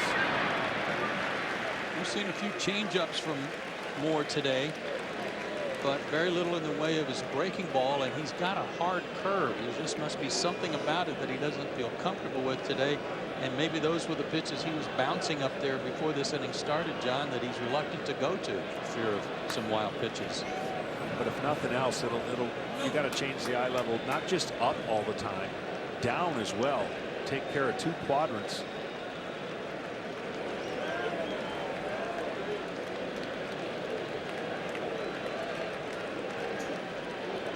Ellsbury asked for time, didn't get it right away, which he only finally awards timeout. It's a good lesson. He stepped out, didn't hear the timeout call, and he jumped right back in there.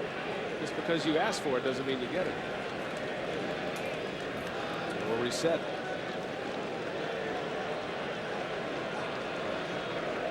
Eighth batter of the inning, Ellsbury. And a swing and a miss, and the ball gets away from Lobaton. And Ellsbury will reach. That'll be a strikeout, and what I assume will be a pass ball, and a defensive meltdown in this inning by the Tampa Bay Rays with no errors on the board. Well, I said you needed a strikeout, but I never anticipated this was going to happen. A ball that goes in just off the tip of the glove, off the shin guard. And the inning is still alive. That'll be a pass ball for Lobaton. And These are the mistakes. Joe Madden shaking his head. Yeah, these are mistakes that Joe Madden and the Rays just don't make. Again, the second best fielding percentage in all of baseball. And only 59 errors on the year. And as you said, these aren't errors on the board, but they are mistakes. You see Archer loosening quickly in the bullpen for the Rays. Been a long inning for Matt Moore. He deserves a better fate. There have been some hard hit balls, no question. And some misplays as Victorino pulls one foul.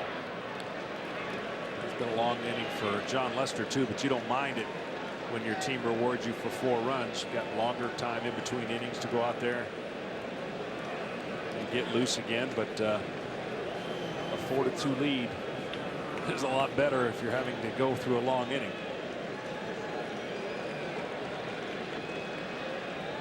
Matt Moore has 2 strikeouts in this inning. 5 hits thus far. First and third, and a check on Ellsbury. 3 primary base stealers for the Red Sox, and Ellsbury is the best of the group. And Lester has seen his club put 4 on the board and give him the lead. Feels like a great running chance for Boston. Victorino to right field, a base hit, and another run will score. Shane Victorino, like a tennis backhand, just serving one into right. And it's an RBI single, and it's 5-2 Boston. Again, he uses the field more right-handed than left. He got something up and away from him. Did a nice job of just serving that into right field. Wasn't even a strike.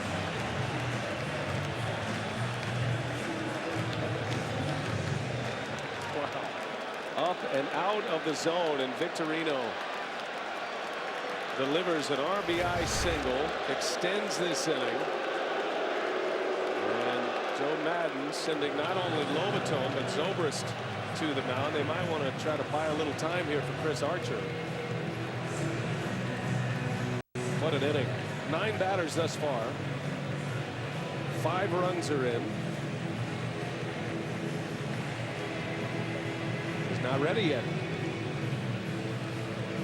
He's a starter. Takes him a little longer. Not a hit coming into this inning. Hit parade. 2 to 6 of them. Well, we'll see if the Rays put the stall on here, trying to get Archer in this game. The man who started this inning, Pedroia, with a base hit to center field. That was the first hit of the game for the Red Sox. Matt Moore went through the first 3 with no hits, a hit batter, and a walk. And had a couple of strikeouts. But it has all fallen apart in this 4th. How about that? First time through the batting order, 0 for 9. The first 3 innings anyway.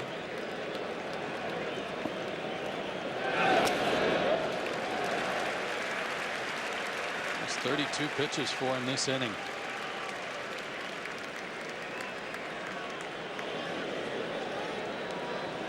Pedroia did indeed get it going. Johnny Gomes had the big hit.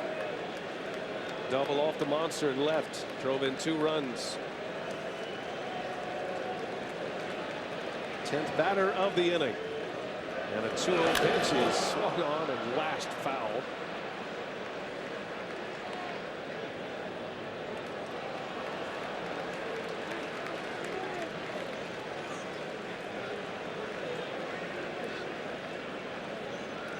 Alex Cobb and David Price. Obviously, David Price not so much, but Alex Cobb really slowed the game down with off speed and curveballs and got out of a lot of jams in his previous game. Moore is saying, here's my fastball, and this is what I have confidence in. I'm going to it a lot. Still with a hitter's count, Pedroia, and swings, bouncing ball. Zobrist to end the inning. How about the Red Sox taking advantage? 5 runs in. They have the lead.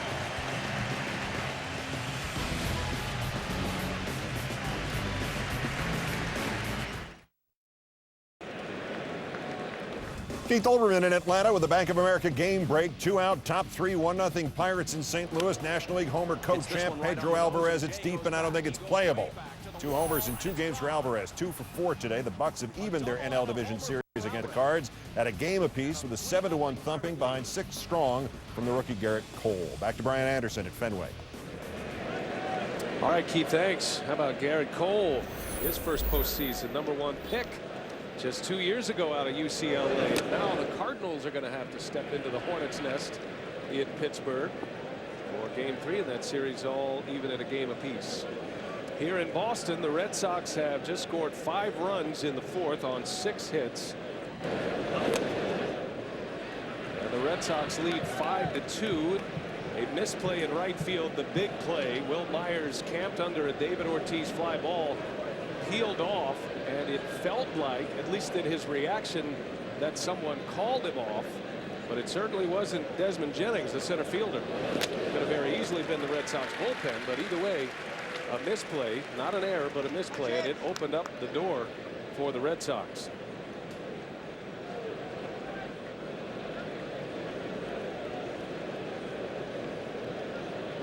James Loney swings and rips one right to the Gold Glover on a hop. Pedroia, nicely done. Well, moments ago, we had a chance to catch up with Red Sox skipper John Farrell. We asked him to walk us through that 4th inning. Well, it looked like the first time through the order we might have had to get our legs underneath us with the downtime, the days off, but you know, we were able to capitalize on a couple of pitches up over the plate. Obviously, we get a little bit of a gift on that double by Ortiz out in right field, and Johnny Gomes and Stephen Drew just great base running. John Lester gave up a couple of home runs. The first one looked like he was certainly upset over not getting a call just prior to the first home run. How about this long rest here with this long inning? Well, you know, he did some throwing as typical. It's almost like as if we had a pitching change inside the length of that inning. So, you know, hey, on the 2-strike changeup, he looked like he made a quality pitch. You know, Rodriguez gets him for a fastball over the middle of the plate. But as we've talked about internally a lot of times, the inning to go out and shut down an offense is after we score, and that's what we'll need right here. Well, no, thanks to John Farrell spending a little time with us between innings. That shutdown inning after a run scoring inning, and now Lester, who's given up the 2 solo home runs today. Lobatone to center field. Ellsbury is there for out number 2. A couple of hard hit balls, but 2 outs. And go back to the top of the order for the Rays. It really is the most important inning, other than the fact that you start a game, because your team goes out and gets 5 runs. You don't want any sense of letting the other team back in the game. Now, if you give up a run later, it's different than when you give it up right away and give some of those runs back. So 2 balls hit pretty hard, but 2 outs. Here's Desmond Jennings. An offensive swing.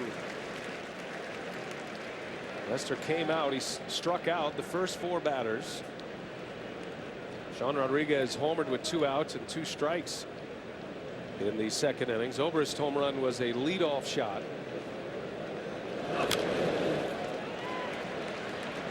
And Lester is on the attack. No balls, 2 strikes.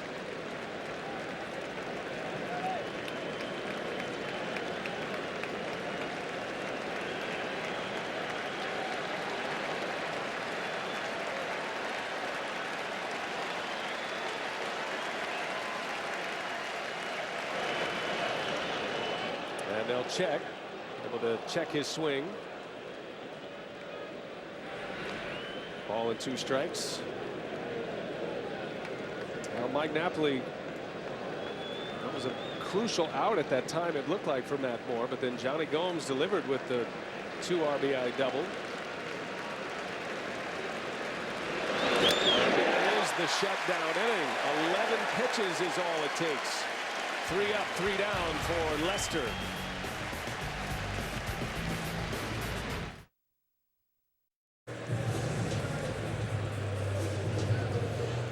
Big Papi David Ortiz, he'll lead off this 5th inning for Boston. A 5-run 4th on 6 hits and a couple of miscues for the Rays. Now Matt Moore, after a very long 4th inning, Facing 10 batters in that frame. Goes to work once again. Ortiz takes one inside. It was the batted ball by David Ortiz that helped get the inning started for Boston. And the misplay in right.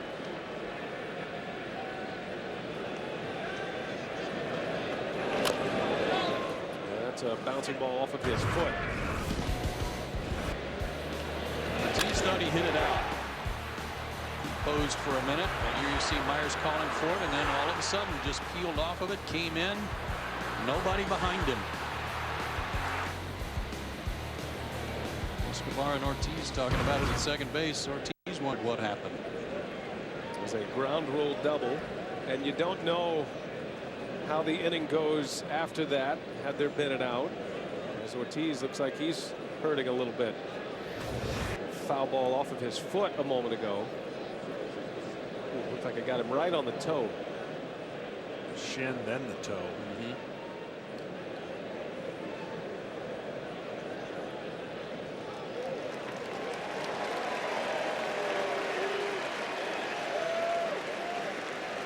We'll see if Moore goes right back in there, down and in again. Get him to do it again. Let's see. It's a good possibility. Ball and a strike on Ortiz. He'll be followed by Napoli and then Gomes. Back in there, and Ortiz fouls it away. While there were the misplays by the Rays, Joe, you start to look at that fourth inning and think about the hard hit balls. Even the Johnny Gomes double, a towering fly ball. And then you had Middlebrooks, who laced one off the wall, took a bad bounce, but allowed another run to score. Victorino went to right field with a runner in scoring position. Red Sox did a good job executing around those misplays by the Rays.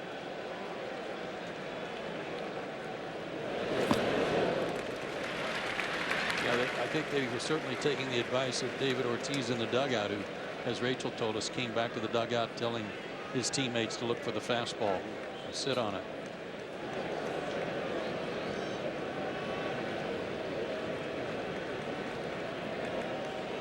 And a 2-2 for Moore.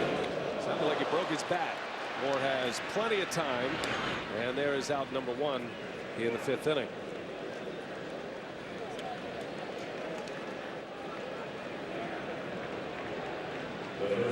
That'll bring up Mike Napoli.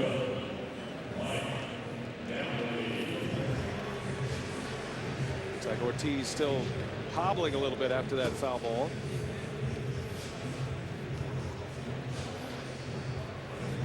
Designated hitter position can be very difficult. Very few do it well. Ortiz has been one of the few who has done it very well. And he'll go sit for a while until his next time up. One gone for Napoli.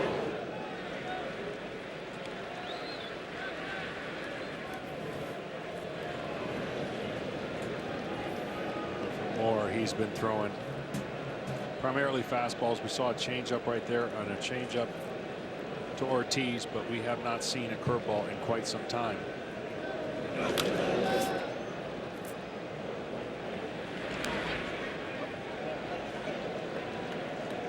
Napoli popped up to second in that fourth inning. That was immediately after that Ortiz double. First out of the inning. Think about Mike Napoli, and one of the reasons the Red Sox brought him over here, because he has been a clutch performer in the postseason. He was going to be the likely MVP of the World Series in 2011, playing for the Rangers, had it not been for a David Freese triple and a Nelson Cruz misplay. Cardinals went on to win that World Series, but Napoli proved he could handle the big stage.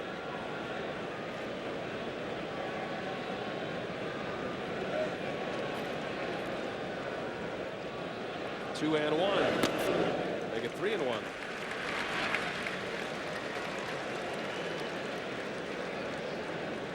Tampa Bay had Chris Archer loosening up last inning. It looked like they couldn't get him quite ready. At one point, Jim Hickey looked at Joe Madden and said he's not ready. He's not there yet. So Moore stays. And Napoli rips one. That's down in the corner. A couple of hops off the wall. And he's on his way to second. Got a chance here. Rodriguez throw and the tag. Safe. What a great slide by Napoli to the back corner of the bag. Has that chronic hip problem, but able to hustle this one into a double. Zobrist couldn't find him. He was so far to the right field side of the bag that you see Ben having to lunge for him. He thought he got him on the elbow, but his hand might have been on the bag by the time the tag was applied. That was awfully close. What a slide by the big guy. Yeah, bam, bam play, and right there, Dana DeMute, the crew chief, with a great look at it.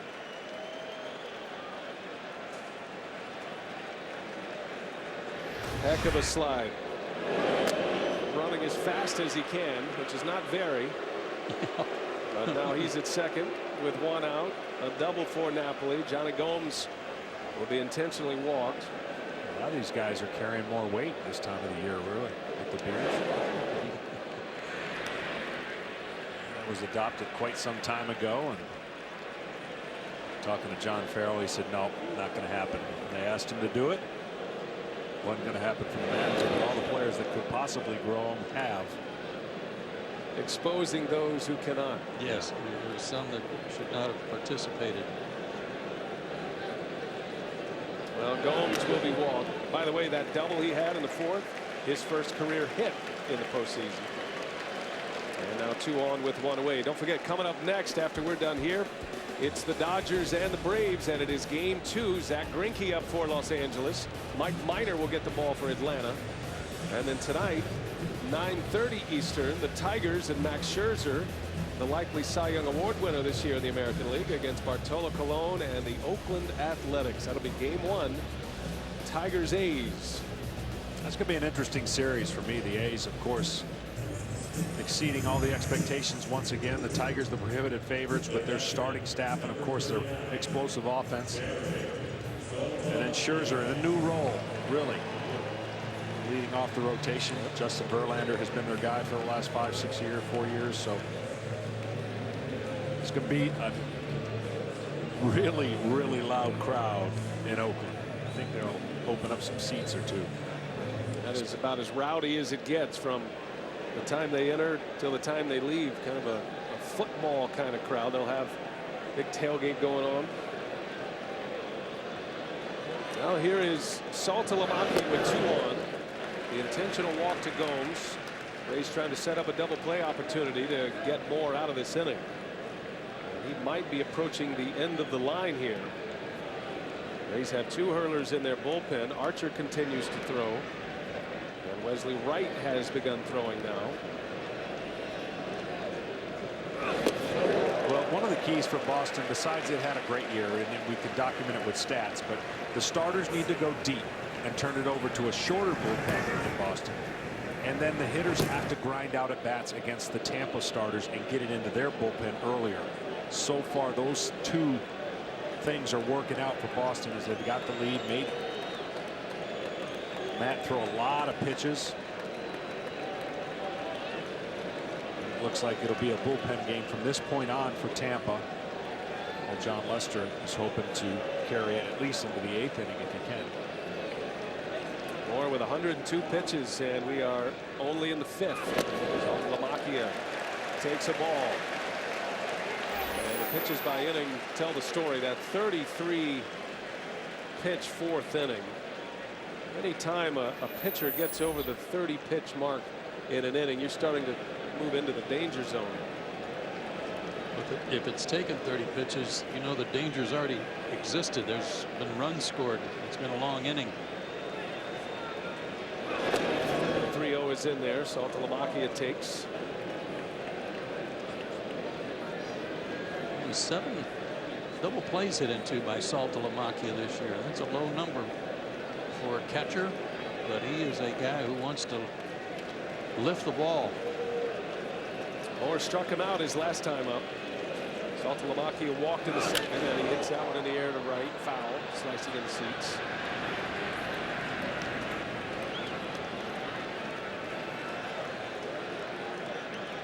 The other thing Boston would like to do to be successful in this series is run.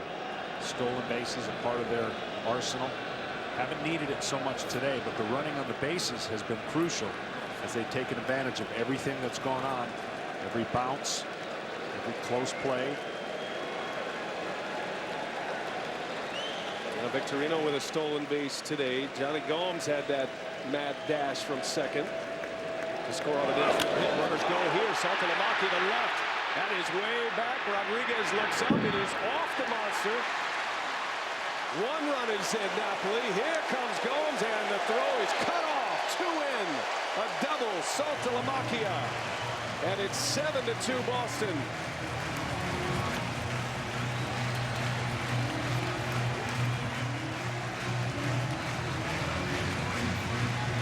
The Green Monster is eating Sean Rodriguez alive.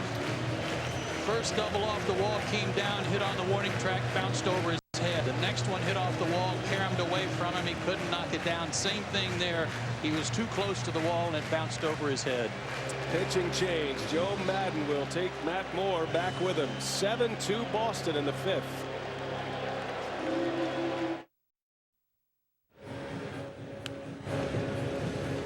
Well, the Red Sox putting it on the Rays. Scored 5 runs in the 4th inning. A couple of defensive breakdowns by Tampa Bay in that inning, but the Red Sox with 5 runs on 6 hits. 2 runs here in the 5th, and a pitching change as Matt Moore is out. Wesley Wright is in. And the numbers for Wright this season, 70 appearances. And entering this game trying to get through the 5th. Joe Madden said he is a guy that can give him multiple outs and multiple innings if need be. Yeah, he's got a little bit of a crossfire delivery with sink. 2-seamer and a 4-seamer. A slower breaking ball around 79 miles an hour, and a good changeup with really good arm action. Likes to pitch in as well. 1 out in the inning. 2 runs are in. At second base is Saltalamacchia, who drove them both in with a double. Well, the last 3 hitters in the Boston lineup today, 4 hits and 8 at-bats, 3 of them doubles, and 6 of the 7 runs produced by the bottom 3 in the order. Stephen Drew had an RBI on an infield hit his last time out.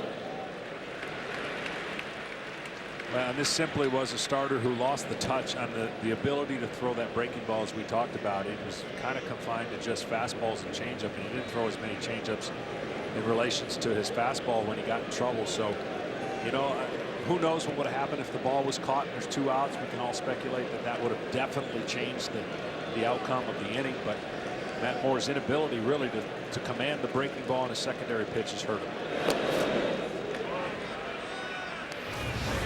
And Matt Moore cruising along through the first 3 innings, and a bitter taste on his way out of this game. Did not give up a hit through the first 3 innings. Only a hit batter and a walk, and then it all unraveled in the 4th. Rachel gave us that great report about David Ortiz coming back in after he scored the run to start hunting the fastball. Red Sox did.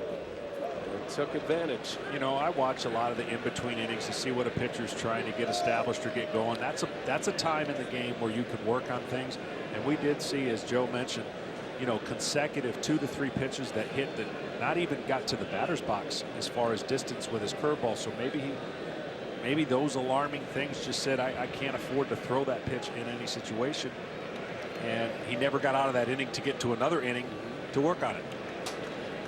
You made the point early, the 2 solo home runs by Lester. Certainly you don't want to give up home runs, but solo shots don't hurt you, especially with an offense like the Red Sox. Thing here at Fenway Park as Drew unable to check his swing. Yeah, they rarely beat you. I mean, there's plenty of data to say that it happens where you lose on a solo home run, but in this type atmosphere, with the team that Boston has and their ability to score, wasn't going to be. So Wesley Wright picks up His first strikeout, first batter faced, and now he'll face Middlebrooks. And they will walk Middlebrooks. The left-handed hitter Ellsbury coming up next. And just to draw the line in the sand on it, if you look at Lester's inning, he didn't get the call he wanted. He was frustrated. He gave up the home run, but he comes back and he finishes off the inning. Now, if Tampa Bay goes on, scores 4 or 5 runs in that inning, you'll certainly be able to look at that missed call, but it's what you do afterwards. And the same goes for Matt Moore and the Rays after the misplay in right field. And it was a tough situation, meaning that you're going to give up a run percentage-wise, so limit it to that.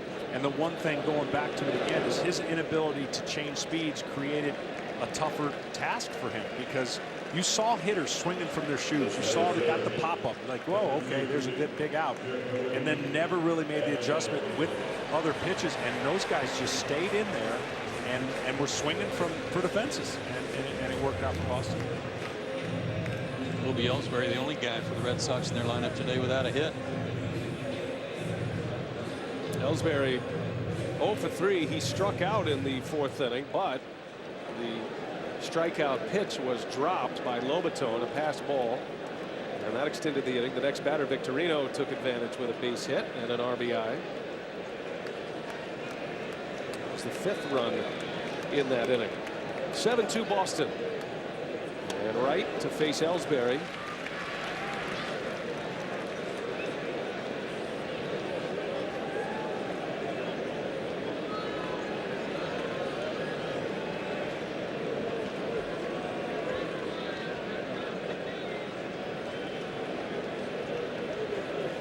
Two on, two out.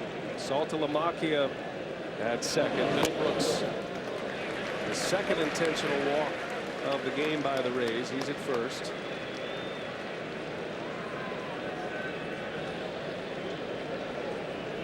Our first of a triple header on TBS today of postseason baseball. 4 postseason games today. The Pirates beating the Cardinals earlier today. Garrett Cole with the victory. His first playoff start. Off the glove of right and into left center. Saltalamacchia will score. Ellsbury gets into the act.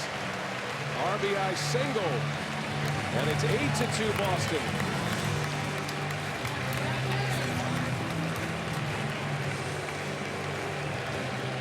And now every Red Sox has a base hit in this game.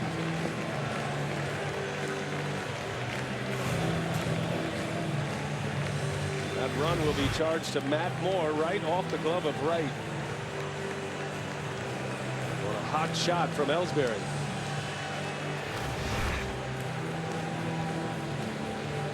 And a pitching change for Joe Madden. Chris Archer coming in. We'll take a break.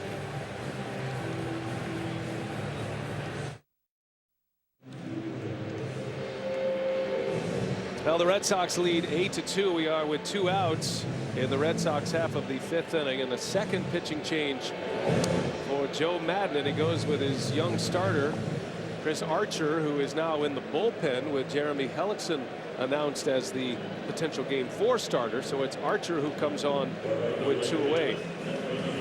Archer, along with a lot of these young Tampa Rays pitchers well beyond his age of maturity, he's got a firm fastball, really good sliders, tough on right-handers. You see the numbers on the year. 9 wins. Alex Cobb, the winner in the wild card game. All 23 of those games for Archer were starts this season. So pitching for the first time out of the bullpen, he'll face Shane Victorino. 2 on for Boston. They have 8 runs on the board, and Victorino, slow roller, tough play. Escobar's in time. Victorino legs one out. An infield hit keeps it going for Boston.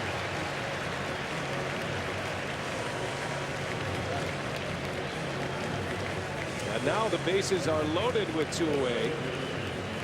Yeah, that thumb for Shane Victorino is barking, but he's very happy to have some hits today. Got in on him, broke his bat, and still beat it out. Wow, great image there from Total Motion. See the vibration that goes through the bat and under that thumb for Victorino. No wonder. Here's Pedroia. Second time today the Red Sox have batted around. Back-to-back innings. 10 batters in the fourth. Pedroia is the 9th of this 5th inning.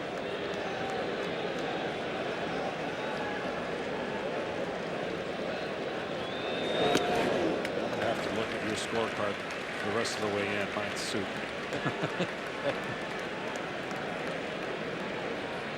Kind of a tough place to make your first relief appearance of the year too, if you're Archer. Yeah, you're at the same time though, in a game that's a little bit lopsided right now, it's an opportunity to get into a series. You want to keep it right there, give your team a chance to come back. But this kid's got a live arm and a really good slider. Well, and he can do his team a great service for the rest of this game if he treats this like a start, and he can give him a few innings here. That will certainly allow Joe Madden and Jim Hickey to save that bullpen for another day. These two teams are back at it tomorrow. The next off day, as a travel day, is scheduled for Sunday. And then game 3 in St. Pete on Monday. Lackey, David Price for game 2. Bases loaded, 2 outs. Pedroia lays off. I always felt as a game 1 starter, it was so important not only to set the tone for a short series and win that game, but pass it on to your next teammate and put him in a lesser of a position, meaning give him the 1-game lead.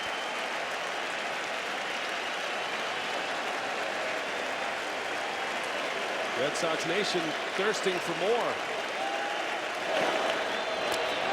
And he got him. Pedroia strikes out, inning over.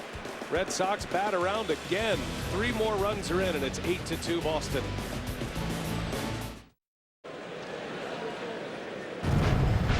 Today's pitcher comparison brought to you by Liberty Mutual Insurance. And a short day for Matt Moore. 4 1/3, 8 hits, 8 runs, 7 of those earned. Should have had a better fate today. John Lester, meanwhile, has not actually been on the mound very much. As Zobrist on the first pitch. Out to left and goes to make the play. So you don't keep time in baseball, right? I mean, we have time in the game, but it's a game without a clock. But since the bottom of the 4th inning started, John Lester has been on the mound 3 minutes and 30 seconds in the last hour as the Red Sox fans are giving it to Will Myers.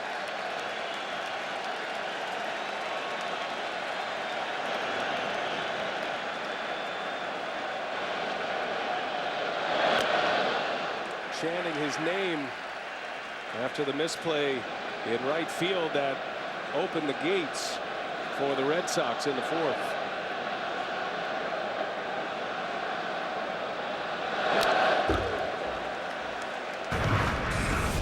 Well, take you back to that 4th inning if you're just picking this up. A runner at first, nobody out. Ortiz, what looked like a routine fly ball. Myers called and then backed away.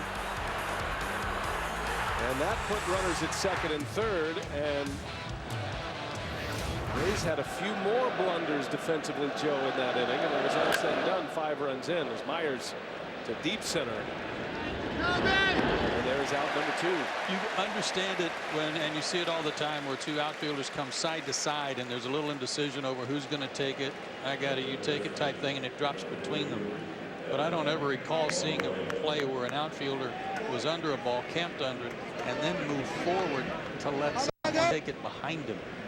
That was just bizarre.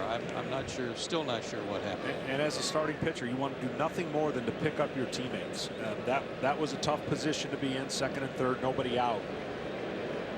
He then got the pop-up, but I thought the crucial play for me in that inning, after all that happened, was the covering first base. You had 2 chances to get that batter out. You didn't get him out at first. You had a chance to throw the runner out at home. And because that didn't happen, that started, another runner scored when he shouldn't have. So you look at that inning, and there was a few times where runners should have scored, and it just added up to a bad inning for the Rays. Yeah, that was an infield hit by Stephen Drew, scoring a runner from second base. Gomes was hustling all the way around, and he ends up scoring from second on an infield hit. And an RBI for Stephen Drew. And this is the one you're talking about. Yeah, I thought this was a huge play because you know he's not blistering it, but you've got time right now to throw him out, even though he was safe at first. And he, to your point earlier, he looked at the umpire to see the call first, overran the bag. By then it was too late, and a run scored. And that would have ended the inning. The out at the plate, and that's going to be a 1-2-3 inning. John Lester going quickly here after the long delay or the long layoff with his offense intact. 8-2 Red Sox. League Division Series coverage on TBS is brought to you by Liberty Mutual Insurance. Responsibility, what's your policy? And by Mazda. We believe if it's not worth driving, it's not worth building.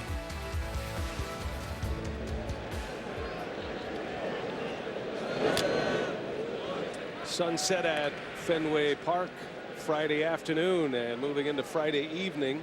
Boston leading 8-2. Game 1 of this American League Division Series with division rivals matching up. Back-to-back innings. Boston has batted around, scoring 5 in the 4th, added 3 in the 5th.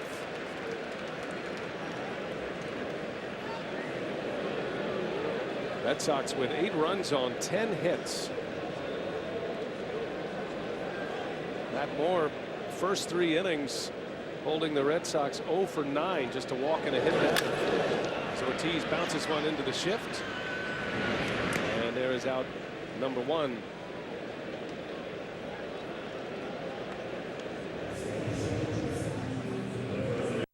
Now don't forget, MLB Network is your home for another Division Series game on Monday.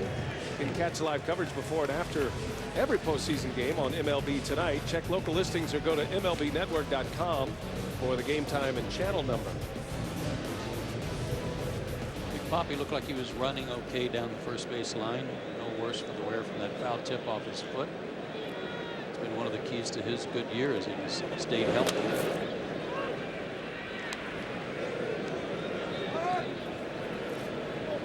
And perhaps the most timely scouting report for the Red Sox.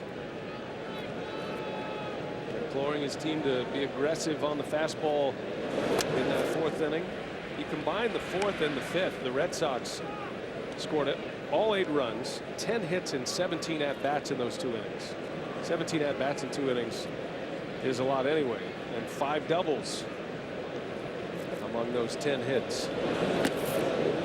Rays with 2 solo home runs today. Rodriguez and Zobrist. They had a 2-0 lead going into the bottom of the 4th. And do the Rays have enough firepower to come back in this game down 6, with John Lester looking like he is back on his A game right off the end of the bat. Napoli retired and 2 up and 2 down. When you're going through what the Rays have gone through over the last week to 11 days because of the road trip, I mean, you've got a real good camaraderie among your teammates because everybody's in this battle together. You're pulling for one another. Everything's going good. You're relying on each other to get through this tough time, to win these tough games. But what they've done, as you mentioned, 12 straight games where they've scored first, and especially in those elimination games, that makes all the difference in the world for your adrenaline, your confidence. And now all of a sudden they're down 8-2. There might be a huge deflation, if you will, for this ball club just for today. I don't think it'll carry over for tomorrow, but this has got to be a point where it finally caught up to them a little bit. Yeah, the reason it won't carry over to tomorrow is Big David Price is going to be on the mound, and certainly that helps. Well, and you look at how things have gone down for the Rays, and they have been in the grinder, and they've had an elimination game the last 3 times out. They did it Sunday in the last game of the what could have been the last game of the regular season, 162. That forced them into the tiebreaker with the Rangers on Monday, and then again on Wednesday in the wild card game. But now they know they're settled into a series. It's a best of 5, and because David Price pitched on Monday, he comes right back to pitch in game 2 here.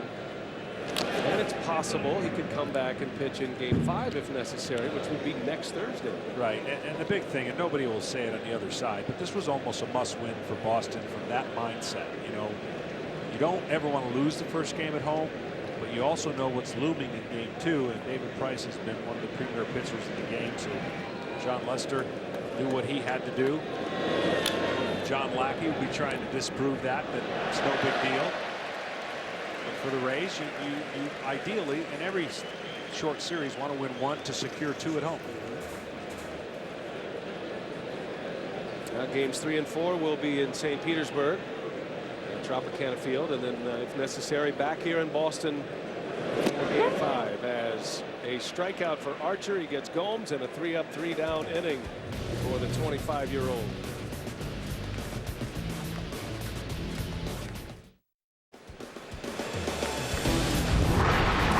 ALDS coverage on TBS presented by T-Mobile. Fenway Park, Boston, game 1 of this ALDS. John Lester back to work, coming off an 8-pitch, 3-up 3-down 6th inning. And when the Red Sox have scored, Lester has quickly shut down the Rays. 6-up 6-down as a matter of fact. After run scoring innings for Boston, Delman Young will lead off for Tampa Bay. Rodriguez to follow, then Yunel Escobar.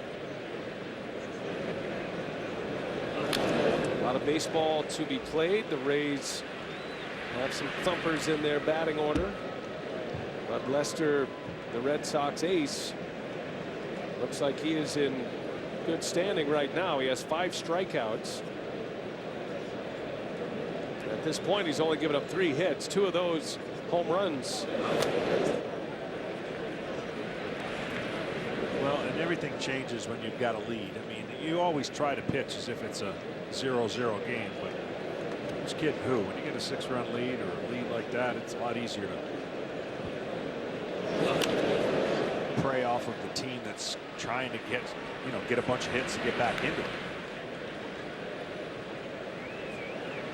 We'll see the breakdown of the pitches today by Lester. Remember, his cut fastball, which is his signature pitch, is part of the fastball percentage. And I would imagine you'd see a steady diet of those moving forward. Pitching with a 6-run lead. And a half swing by Young. Did he go? No, he didn't. I think that fastball percentage has gone up over the last 2 innings. Bump it up over 80%.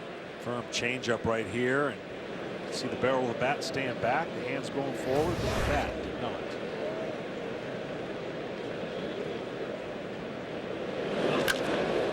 Top spin bouncer over to short. And Drew for the first out. Well, the Rays, we talked about their wild travel. They ended the regular season on a massive road trip. And this has continued to the postseason. So far, they've traveled over 3,600 miles. St. Petersburg to the Bronx, then to Toronto, Arlington, Cleveland for the wild card game, and then here in Boston. And actually add to that over 4,100 miles through all of those cities. But Joe Madden is the first to tell you that yes, there has been some travel, wear and tear on the body and whatnot, but there have been days off here recently. Had a day off prior to game 1, and then of course a day off prior to the wild card game that benefit the Rays in a big way, especially with the bullpen and the personnel. I guess the question is, and you don't know the answer, we'll see how they go along the rest of this division series, is Rodriguez out to left, and Gomes for the second out. Physical risk, maybe a little bit along the way, Brian. I would agree, but the mental stress they've been under for the last 5 days, especially beginning Sunday when they had to win in Toronto, and that zaps you. And lost the first 2 games of that series with the Blue Jays that opened the door. Tampa Bay was in the top spot in the wild card. Ben Zobrist in the dugout getting some work on his throwing arm.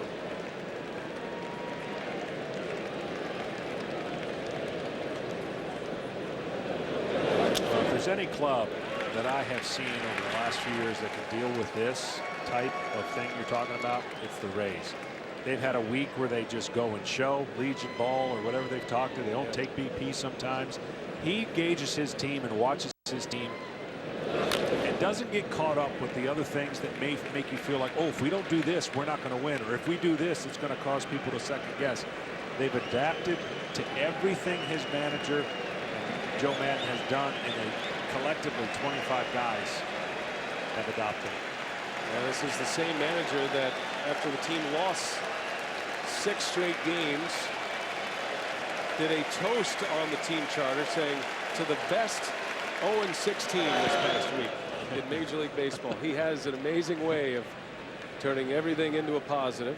He said we'll use it even as they struggled on their last West Coast road trip of the regular season and needed to win. They started to slip a great deal. They gave up about 8 games in the standings in the wild card race. He still felt positive, said we'll learn from it. We'll be better because of it.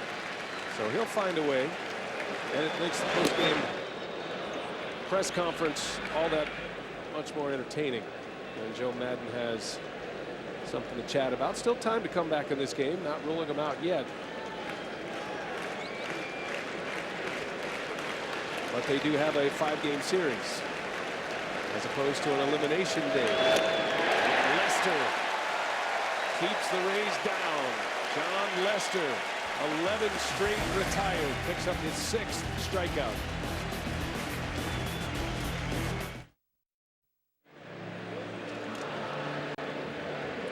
Stretch time at Fenway Park. 8-2 Red Sox in Game 1 of this American League Division Series. Home plate umpire Chris Guccione kind enough to wear a microphone for us today, and we captured this conversation on Inside Tracks with catcher David Ross. This is perfect. This is perfect. For Boston this time of year. Fall. Our workout days, the 4 workout days we had, were prettiest weather I've ever been a part of. Like, guys are just out there for an extra hour just because it's, you know, so nice. Perfect. Yeah. Doing Yeah. all that stuff. You gotta love October baseball. And we thank Chris Guccione for wearing that microphone. And Fenway in the fall, and Red Sox Nation with open arms welcoming back postseason baseball in October. It's been since 2009. And so much turnover in the last couple of years that collapse in 2011. Terry Francona losing his job. Bobby Valentine coming in last season, finishing in dead last in the American League East, and they have gone from worst to first, the best record in the American League, and they will have the home field advantage, the Red Sox, throughout the World Series if they make it that far. And the blood, sweat, and beards of Fenway Park, a phenomenon that is catching on everywhere. Even the youngsters are growing them quickly here.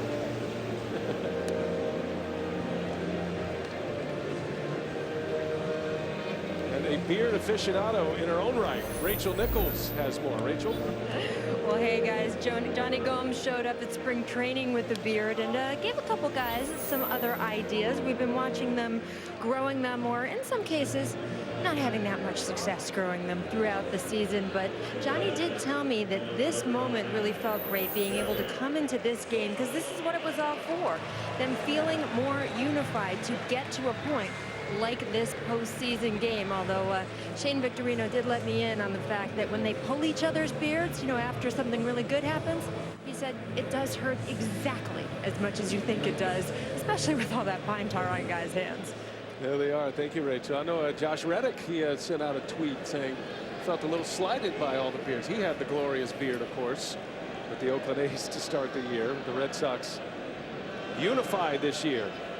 And the beard's one way of showing that. New pitcher for the Tampa Bay Rays.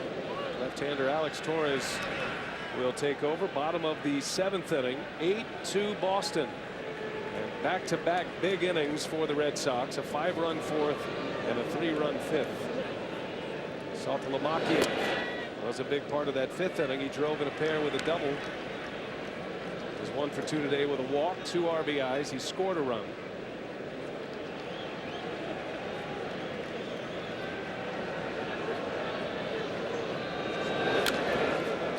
Chris Archer came on, did a nice job for the Rays. He was able to get out of the 5th. He worked a scoreless 6th, and now Torres enters into the postseason here, working the 7th. Alex Torres, not a big guy, good arm swing. Hitter doesn't see the ball. 92, 93 mile-an-hour fastball, good changeup, good two-seamer. Not afraid to pitch and attack the hitter. And Torres on the attack. Strikes out Saltalamacchia. We send it to Atlanta. Keith Olbermann. Hello. Brian, a Bank of America game break as you watch Yasiel Puig warm up for first pitch in Atlanta at 6:07 Eastern. The Rays-Sox game you're watching is going to run past. It's a lot of time. So we're going to move the start of Puig's Dodgers-Braves game to our sister network TNT. If you are tuning in for the Dodgers and Braves, switch to TNT at 6 Eastern. Once the Rays-Red Sox game is over, we'll bring you the Dodgers-Braves back on TBS. And now in the immortal words of somebody, I got it. Brian? All right, Keith, thank you. Somebody is right. We don't know who, but somebody called it and didn't have it. And, yep, the Dodgers and the Braves for game 2 of that series. The Dodgers, Joe, look like they are lined up and ready to roll here with Kershaw going yesterday. Didn't even necessarily have his A game early, but able to get through the Braves. 15 total strikeouts in that game by Dodger pitching, and now Zach Greinke is a number 2 in Los Angeles. Yeah, everybody was impressed with what Kershaw did without supposedly his best stuff. What impressed me was Adrian Gonzalez's home run, ball out away from him, to hit it out in the straightaway center and turn the field. That was pretty impressive.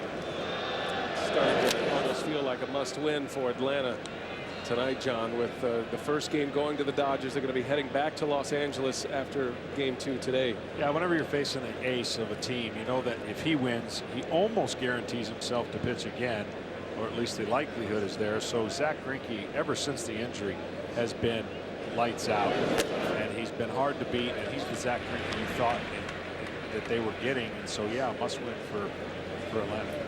Although, Joe, we'll just remember last year, right, when the Cincinnati Reds won 2 on the road in San Francisco, and the Giants in the NLDS comeback win the 3 games.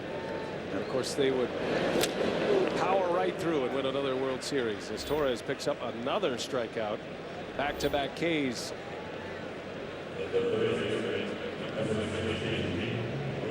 Now we're just getting started with this series. Game 1 tonight. Our upcoming schedule is brought to you by Toyota. Let's go places. And this is how this will line up the rest of the way. Tomorrow is a 5:30 first pitch, and that's Lackey against David Price. And then Sunday's a travel day. Game 3 Monday in St. Petersburg. Game 4 and 5 if necessary on Tuesday, with an off day Wednesday. Could return to Boston for game 5 here Thursday, and that'll be very interesting if we get to that point to see who Joe Madden would pitch in that game. Would he return, or would you see David Price on short rest? Either way, it's going to be a left-hander. This left-hander's pretty impressive. Torres, he's a guy that Joe Madden uses for matchups late in the ball game prior to getting to Fernando Rodney, and they've only hit about 75 off of him left-handers all year long. He looks good. Yeah, he attacks with his mindset. You know, it's not 96, 97 miles an hour, and I don't really think, because of the way his arm swing is and he closes up a little bit, I don't think the hitter sees it. I think it appears faster than it actually is to the hitter. Bouncing ball to Zobrist, who makes a play in a 1-2-3 inning. So Torres with a couple of strikeouts. Red Sox go in order. We're headed to the 8th in Boston. Rays coming up.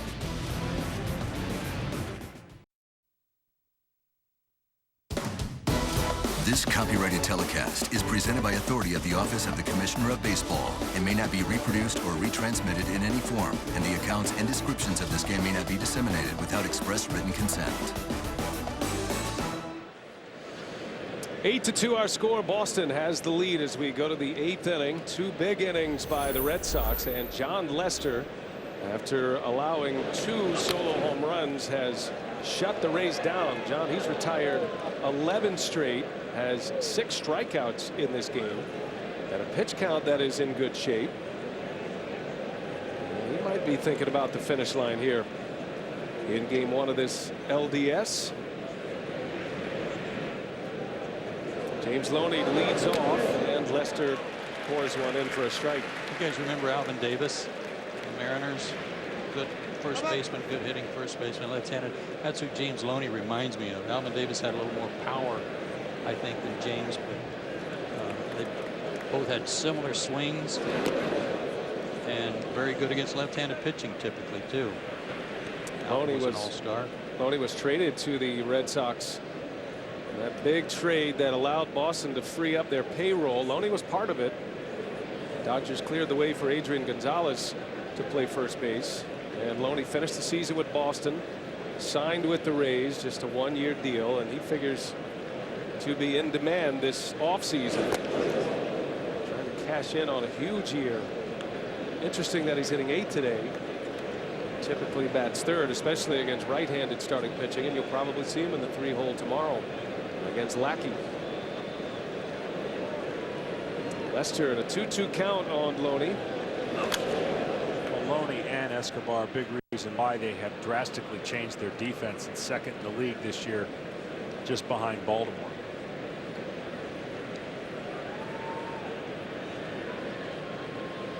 Loney today 0 for 2 against Lester. Bunch of 0-fers against Lester this afternoon. He's only given up 3 hits to Tampa Bay. A home run by Zobrist in the 4th. Rodriguez homered in the 2nd to start the scoring. Rays led 2-0 going into the bottom of the 4th. Lester a little bit frustrated in that 2nd inning. Didn't get a call on Rodriguez, but managed to keep his composure. Allowed that other solo home run, but he has shut the door after the big innings by his offense as he walks Loney to start the inning. Well, MLB Fan Cave is coming back in 2014. Players, celebrities, concerts, and more. And you can be a part of next season's team. Just go to MLBFancave.com and apply now. I think that'd be a good place for you, John. Speaking of celebrities, you talking about this John or that John? That John. John Travolta. I'm sure he wouldn't mind stopping by. Yeah, that John.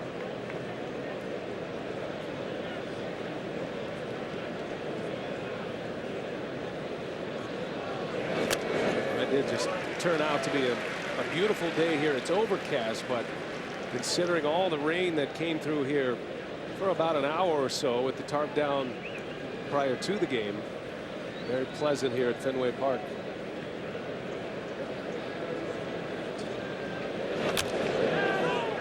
When you saw that, John, what movie does pop up when you see that? Saturday Night Fever. Okay. Face Off for me. Yeah. Classic. What about you, John? Saturday Night Fever. Saturday Night Fever. John Henry having a chat with John Travolta.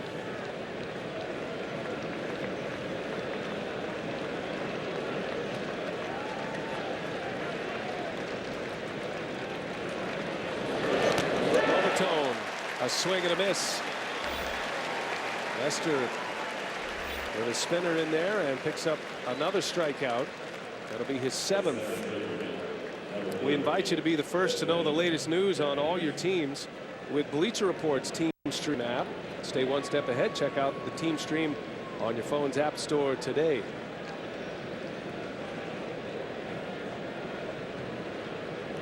After the leadoff walk, Lester strikes out Lobatone. Back to the top of the order in Desmond Jennings. Good news for Red Sox fans if you'd like to look at the historical numbers. And winning game 1s of series in the postseason usually work out very well for the Red Sox. Since their World Series winning year in 04, Boston has won 6 of 7 series after winning the opener of that series.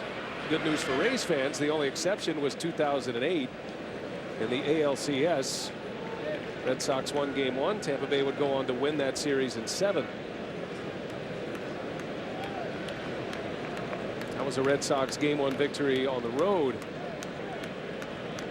in St. Pete.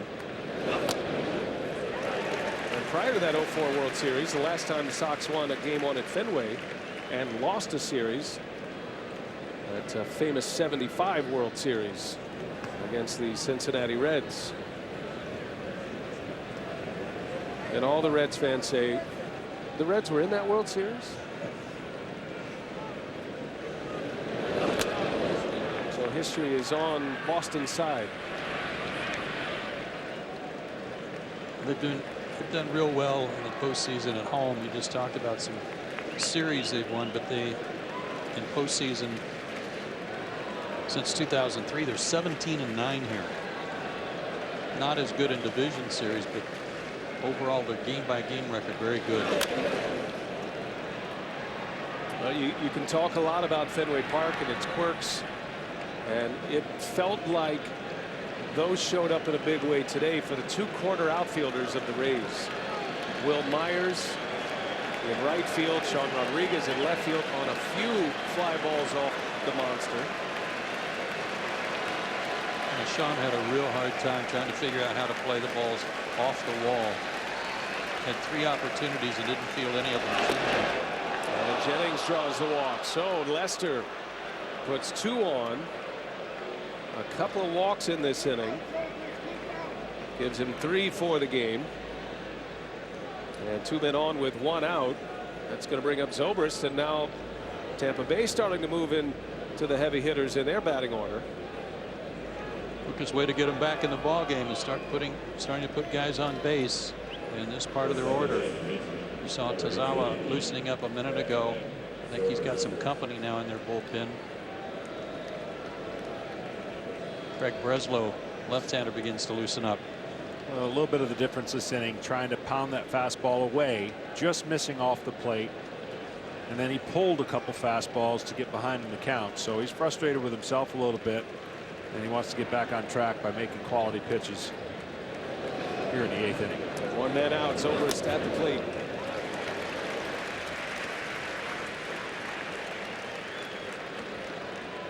Ben Zobrist, the switch hitter, ultra versatile player for the Rays, but since Will Myers was called up in mid-June, he has mostly been a second baseman. And it shows bunt. Takes a ball. 1-1 the count on Zobrist. Will Myers to follow. Sure, he'd like to do nothing more than to have the bases loaded or a chance to redeem himself a little bit for the faux pas there out right field. They use that word right? Yeah, that's a good proper usage. Take you back. Zobrist in the 4th. And the Rays flying high early. That was a home run that just stayed fair. Didn't have much hook on it at all. And Zobrist giving the Rays in the 4th inning a 2-0 lead. That came to lead off the 4th.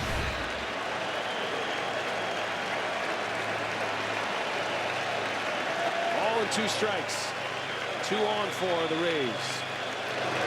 And Zobrist to right. Victorino runs it down, out number 2.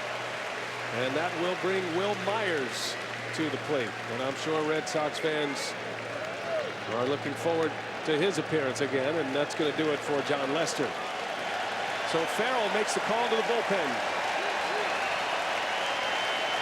John Lester strong today, just the 2 solo home runs. Pitches into the 8th inning in this game 1, his first ever game 1 at Fenway.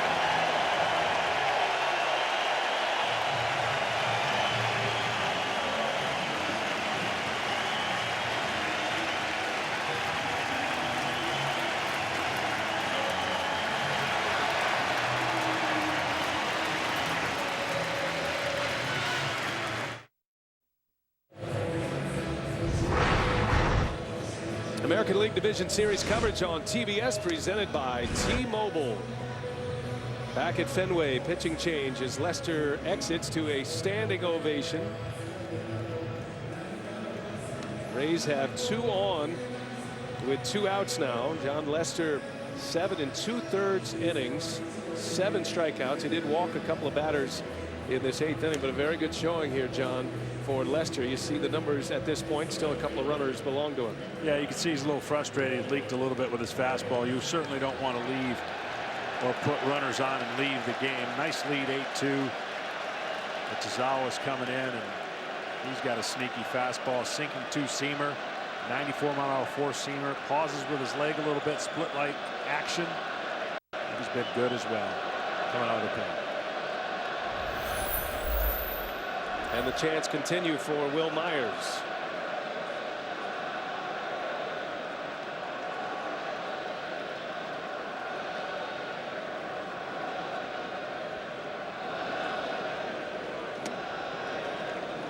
As we send it down to Rachel Nichols. Well, guys, Will Myers obviously has a big mistake to shake off in this game, but teammates are always confident he'll be able to do things like that because nothing ever seems to rattle this kid.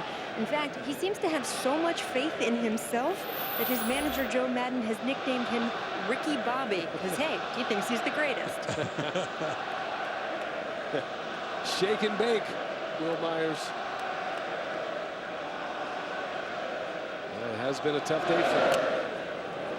And his first postseason. We talked about Myers playing right field. He made his major league debut here at Fenway. And that was the big play in this game. That's going to be the image that you'll see the most from this game. The Red Sox, after that misplay, would go on to score 5 runs in the 4th. There were more miscues by the Rays, but the first one by Myers put runners at 2nd and 3rd and nobody out.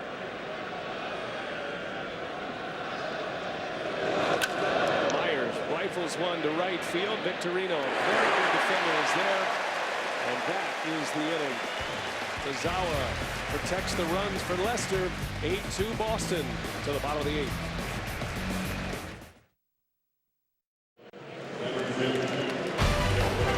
NBA basketball returns with an opening night doubleheader on TNT. Derrick Rose makes his return to the court when the Heat host the Chicago Bulls, followed by the Lakers and the Clippers, the Battle of LA.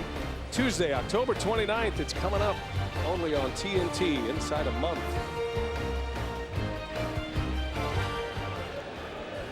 Back at historic Fenway, and the Red Sox comfortably ahead of the Tampa Bay Rays, 8-2 as we go to the 8th. Jamie Wright is on the mound for Tampa Bay. Jacoby Ellsbury leading off. Interesting note for Wright, after 18 years in the major leagues, he's appearing in the postseason for the first time. He and David DeJesus making their first postseason appearances. His numbers in the regular season.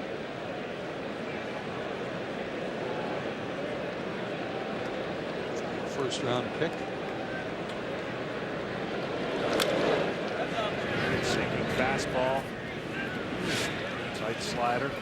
But it doesn't matter if he faces righties or lefties, according to Joe Madden. He's pitched some big innings down the stretch for the Rays.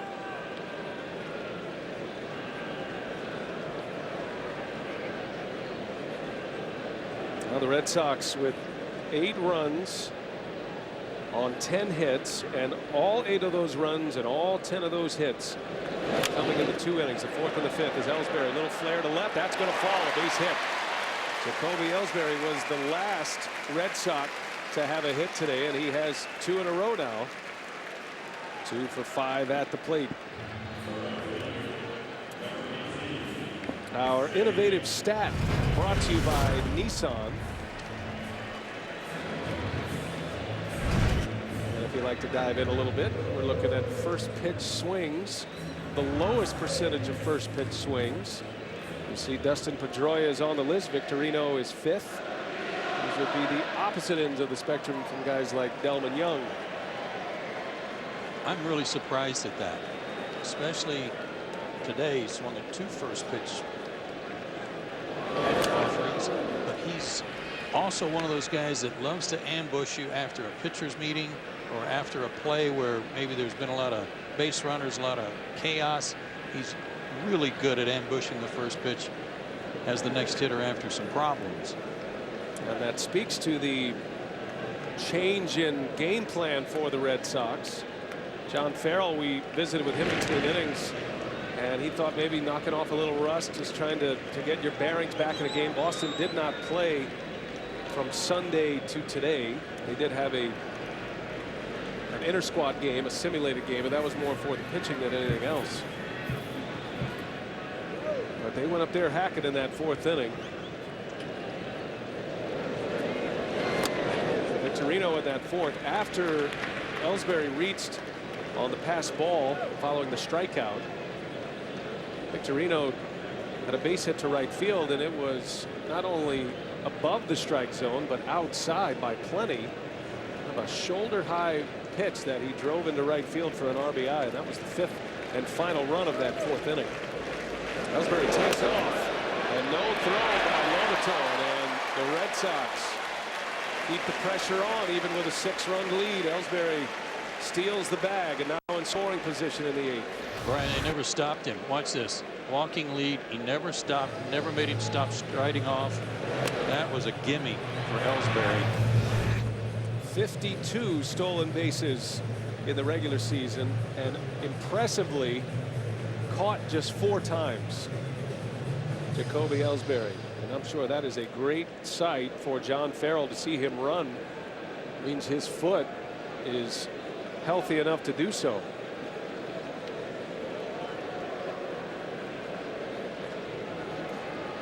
Two balls and a strike on Victorino. It wasn't just his stolen base percentage, but the whole team. 87% success ratio on stolen bases. That's #1 in American League history. And who would have thought that it would be the Red Sox that were doing that? Just a couple of years ago, they were very pedestrian. 123 steals for the year, 19 caught stealing, 3 primary base runners. Picking their moments and reading pitches. You think about Victorino and all his years with Davey Lopes and the Phillies and the craft of stealing the base. It's not just about speed. Yeah, I'm sure Victorino's passed along a lot of that to these guys, but it speaks to their diversity and their offense. They don't just have to sit back and wait for somebody to hit one over the monster. They're producing runs in different ways thanks to this good team speed. Full count to Victorino. And a check on Ellsbury. And the last base you can fake to. Second base. Yeah, they took away the other one to third. But I'll tell you what they do more than anything for the lineup is they make it tough to deliver pitches because you want to prevent him from trying to steal. And they have an effect, a carryover effect to the 3, 4, 5 hitters. A shot, base hit left field. Ellsbury around third, and he's on his way. Shane Victorino drives in another one, and the Red Sox up 9-2. Victorino with 3 hits, 2 runs batted in, on base 4 times. And it's a 7-run lead. And right-handed hitter against a right-handed pitcher, something you just haven't seen from Shane Victorino, a lifelong switch hitter, but because of the leg injury, he's been forced to stay on the right side. Certainly didn't affect him there. And interesting that Victorino's batting average against right-handed pitching as a right-handed batter at 300 when he made that change because of the hamstring injury.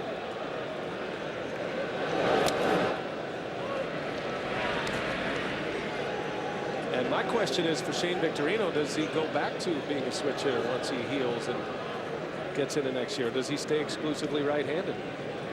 On occasion he did hit left-handed after the injury, but not very often. I'll bet he'll pick some right-handers to go back left-handed on. Yes, no doubt. He also had a hit off Archer back in the 5th inning. That was an infield hit, though. Pedroia, slow roller, rolling foul. Jamie Wright has a really big leg kick, which makes it easier for base stealers to run. I'd be surprised if Victorino goes now. That may have just stopped the running game. 7-run lead, 6-run lead. Working on the future for Ellsbury, but I'd be surprised if he went here in this situation. Well, the reason I don't think there was any problem with Ellsbury going is because they weren't holding him. I mean, he just kept walking off, and hey, if they're not going to hold you, make you stop, go. That turns into a run. Take as many as you can. And there goes Victorino. The swing, a line drive, base hit. hit and run to perfection. Pedroia singles. Victorino to third. Still nobody out for Boston. That looked like that whistle right by Victorino's nose, too, as he was headed to second base. It's a breaking ball down, and look what great job of hitting that is. Didn't try to pull it, knew the runner was going. He's going to vacate the second base area, and just textbook. Yeah, straight steal there, though. Victorino never even looked back to see the point of contact. That's why the ball came so close to him. And on an 0-2 pitch, when a catcher has to go down to try and block a pitch and you get a base hit out of it, that's a pretty good hitting. First and third for David Ortiz. And the Red Sox trying to pad the numbers here. Ortiz with a double, credited with a double on the misplay in right field in that fourth inning. Well, you see the shift, and you're looking at first base right here. But now Victorino has been allowed to get so far down the line because there's no third baseman. So anything remotely in the dirt or gets away, you could see right there, nobody to protect that base.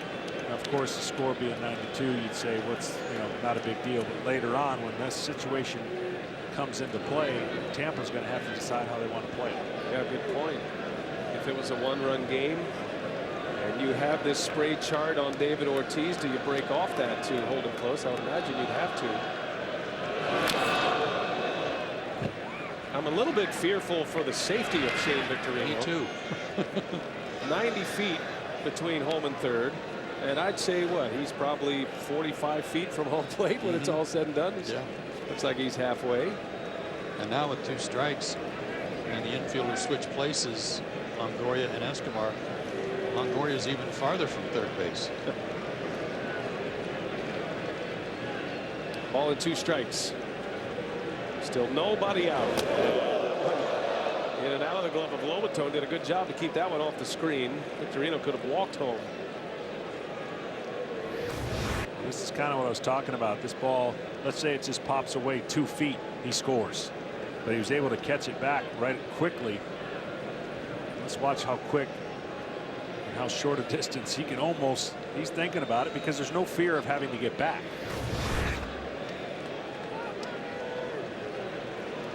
Two and two now. Jamie Wright in his first career postseason game, and it's been a rough one.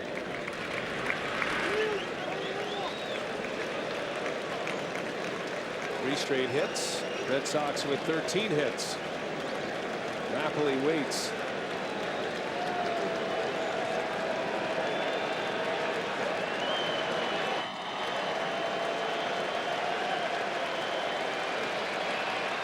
Everything away to David Ortiz. And that one's down and in. Good block by Lobaton, but the bases are loaded.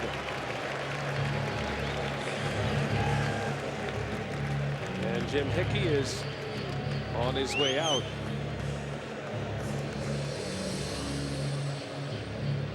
That was a terrific block, like you said, Brian, by Lobaton, especially when he knows that Victorino's just a few steps away. Corralled that one and kept it close. Oh, I have a moment. Let's send it back to our Atlanta studios. Keith Olbermann standing by. Keith. Thank you again, Brian. This Bank of America game break. The Dodgers and Braves game is underway. It's live on our sister network TNT. Hanley Ramirez in the top of the first laces the pitch into the right field corner for a double. Mark Ellis comes all the way around from first, and yeah, they're not going to get him. 1-0, and now moving to the top of the second at Turner Field. 1-0 Dodgers. Brian Anderson, back to you at Fenway Park. All right, thanks a lot, Keith. The Dodgers out in front early with Greinke on the mound. Greinke had a great finish to the season. Overall, had a fantastic year. Former Cy Young Award winner. Mike Minor's had some first inning problems recently too. Got him again tonight. Well, here is Mike Napoli.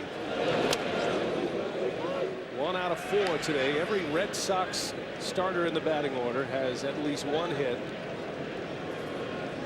Big day from Victorino, who has 3 hits and 2 runs batted in. Big damage done in the 4th and the 5th. And now Napoli, who hustled his way to a double in the 5th inning, batting for the 5th time. He's a guy who likes the ball down and out over the plate. This may work to his benefit, with Jamie Wright being a sinker slider guy typically. 3 grand slams in the regular season. Anytime you can get your name on a single season leaderboard with Babe Ruth, you're going all right. There's one away from tying the Bambino. He's looking to do big damage.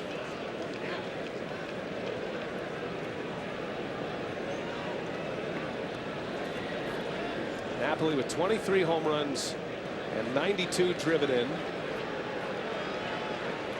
Big questions whether he would be able to play a full season. Chronic hip injury. John Farrell, he was able to rest him when he felt like he needed a breather.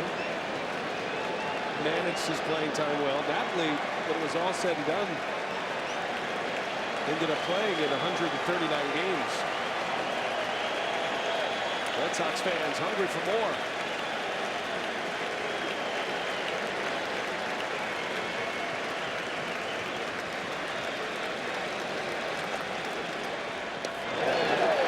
Bases loaded walk. And the last thing the Rays want to do here is make another pitching change. Victorino scores an RBI the easy way for Napoli. And it's now 10-2.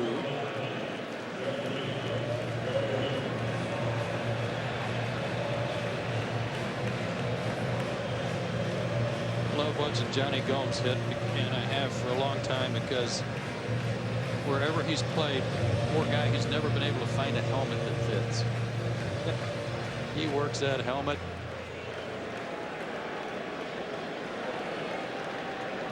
Someday they'll find one that fits him.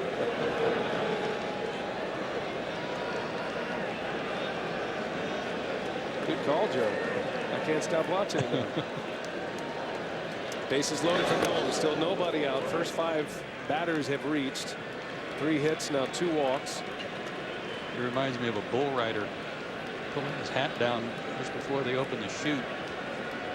He looks like the bull rider and the bull all in one.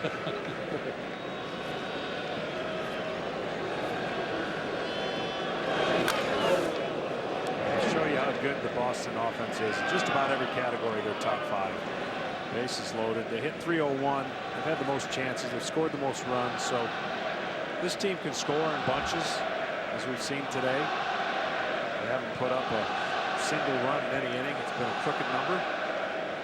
That plays in the postseason. This crowd still chanting Myers. Right fielder Will Myers, and a bouncing ball, got a chance to turn it here. Escobar on the 6-3 double play.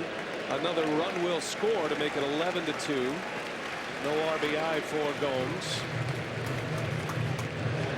but a run is added to the register, and it's a 9-run lead. 2 gone in the inning for Saltalamacchia.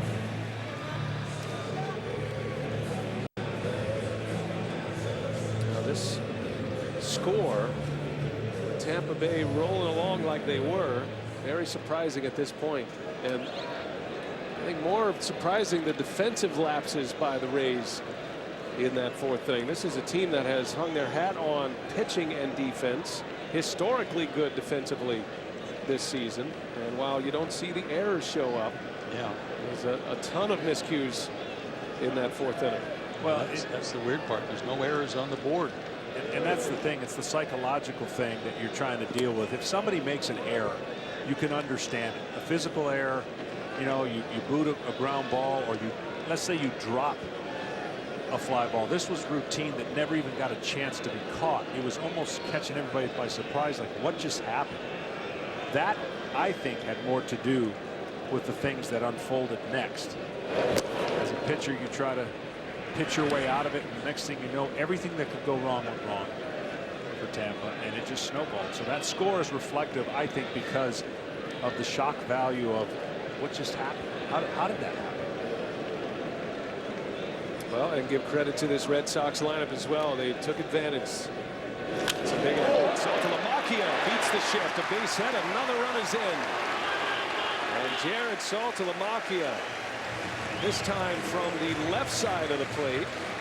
Another hit and an RBI gives him 2 hits and 3 runs batted in tonight. 12-2 Boston. Well, it was an inning to forget for the Tampa Bay Rays in the 4th. No explanation for why Will Myers just pulled off that ball in the simple first to pitcher. Run scored on that. A misplay by Rodriguez in left field off the wall. Had 3 opportunities off the left field wall and couldn't corral any of them. That was the one thing that Joe Madden said. We don't mind not taking BP. We would love to get some fly balls and ground balls to get used to this field. Jamie Wright to first, and the inning is mercifully over. Red Sox put another crooked number on the board, and they lead 12-2. Last call for the Rays.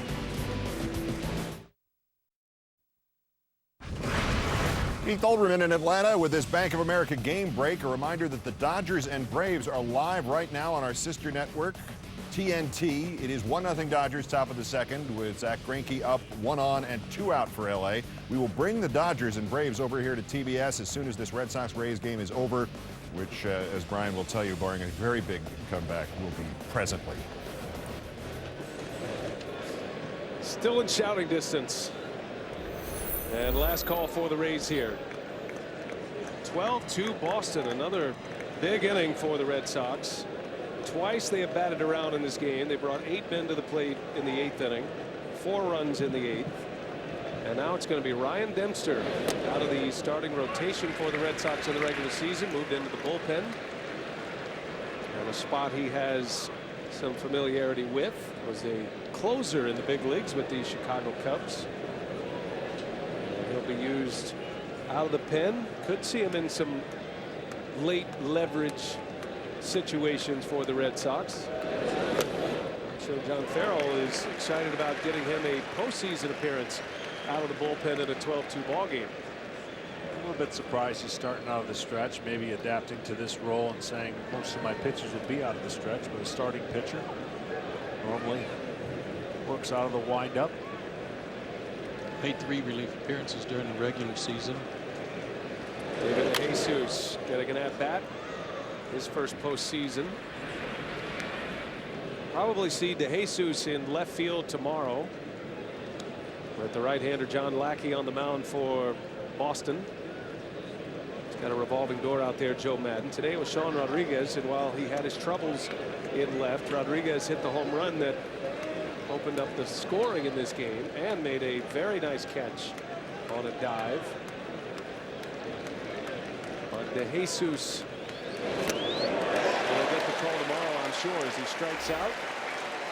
And the first out of the 9th for Dempster.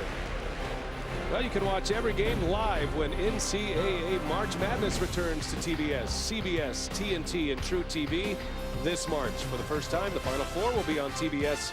Don't miss a moment of the action starting in March on TBS. And will the Michigan State Spartans be there? Guarantee it.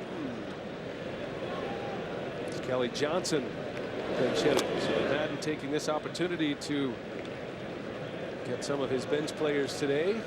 Some playing time in this game 1.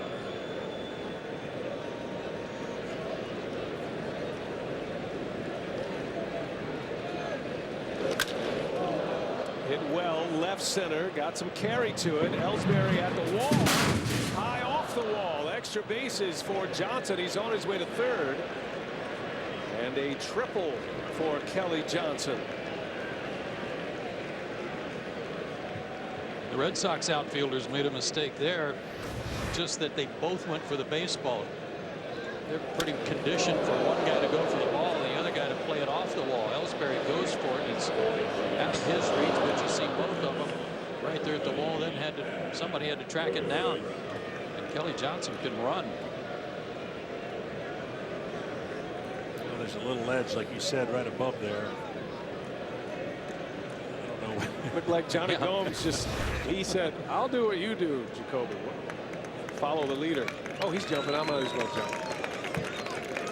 Here's Matt Joyce, another pinch hitter for the Rays. Haven't seen a whole lot of Matt Joyce in this run, and the slumping at the plate.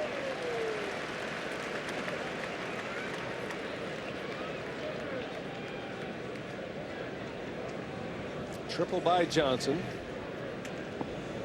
Well, you can use every inch of a baseball game to your advantage. Sometimes you got to get creative, but in the first game of a division series, especially with a couple of guys that have not played in the wild card game or even in the tiebreaker game, and Matt Joyce, Kelly Johnson. Got to be something, Joe, to that first at bat, got to get out of the way. And get a little comfort level for the next one. For a guy like Kelly Johnson, some confidence on top of that. If Joyce can get the run in, it'll make him feel good for his next time around too. And a swing and a miss, so Dempster strikes him out. 2 gone in the inning, a couple of Ks, and the Rays down to their final out, Yunel Escobar. Well, John Lester was terrific today, gave up the 2 solo home runs, but when the Red Sox gave him a big lead, he had the shutdown innings. Pitched into the 8th inning today.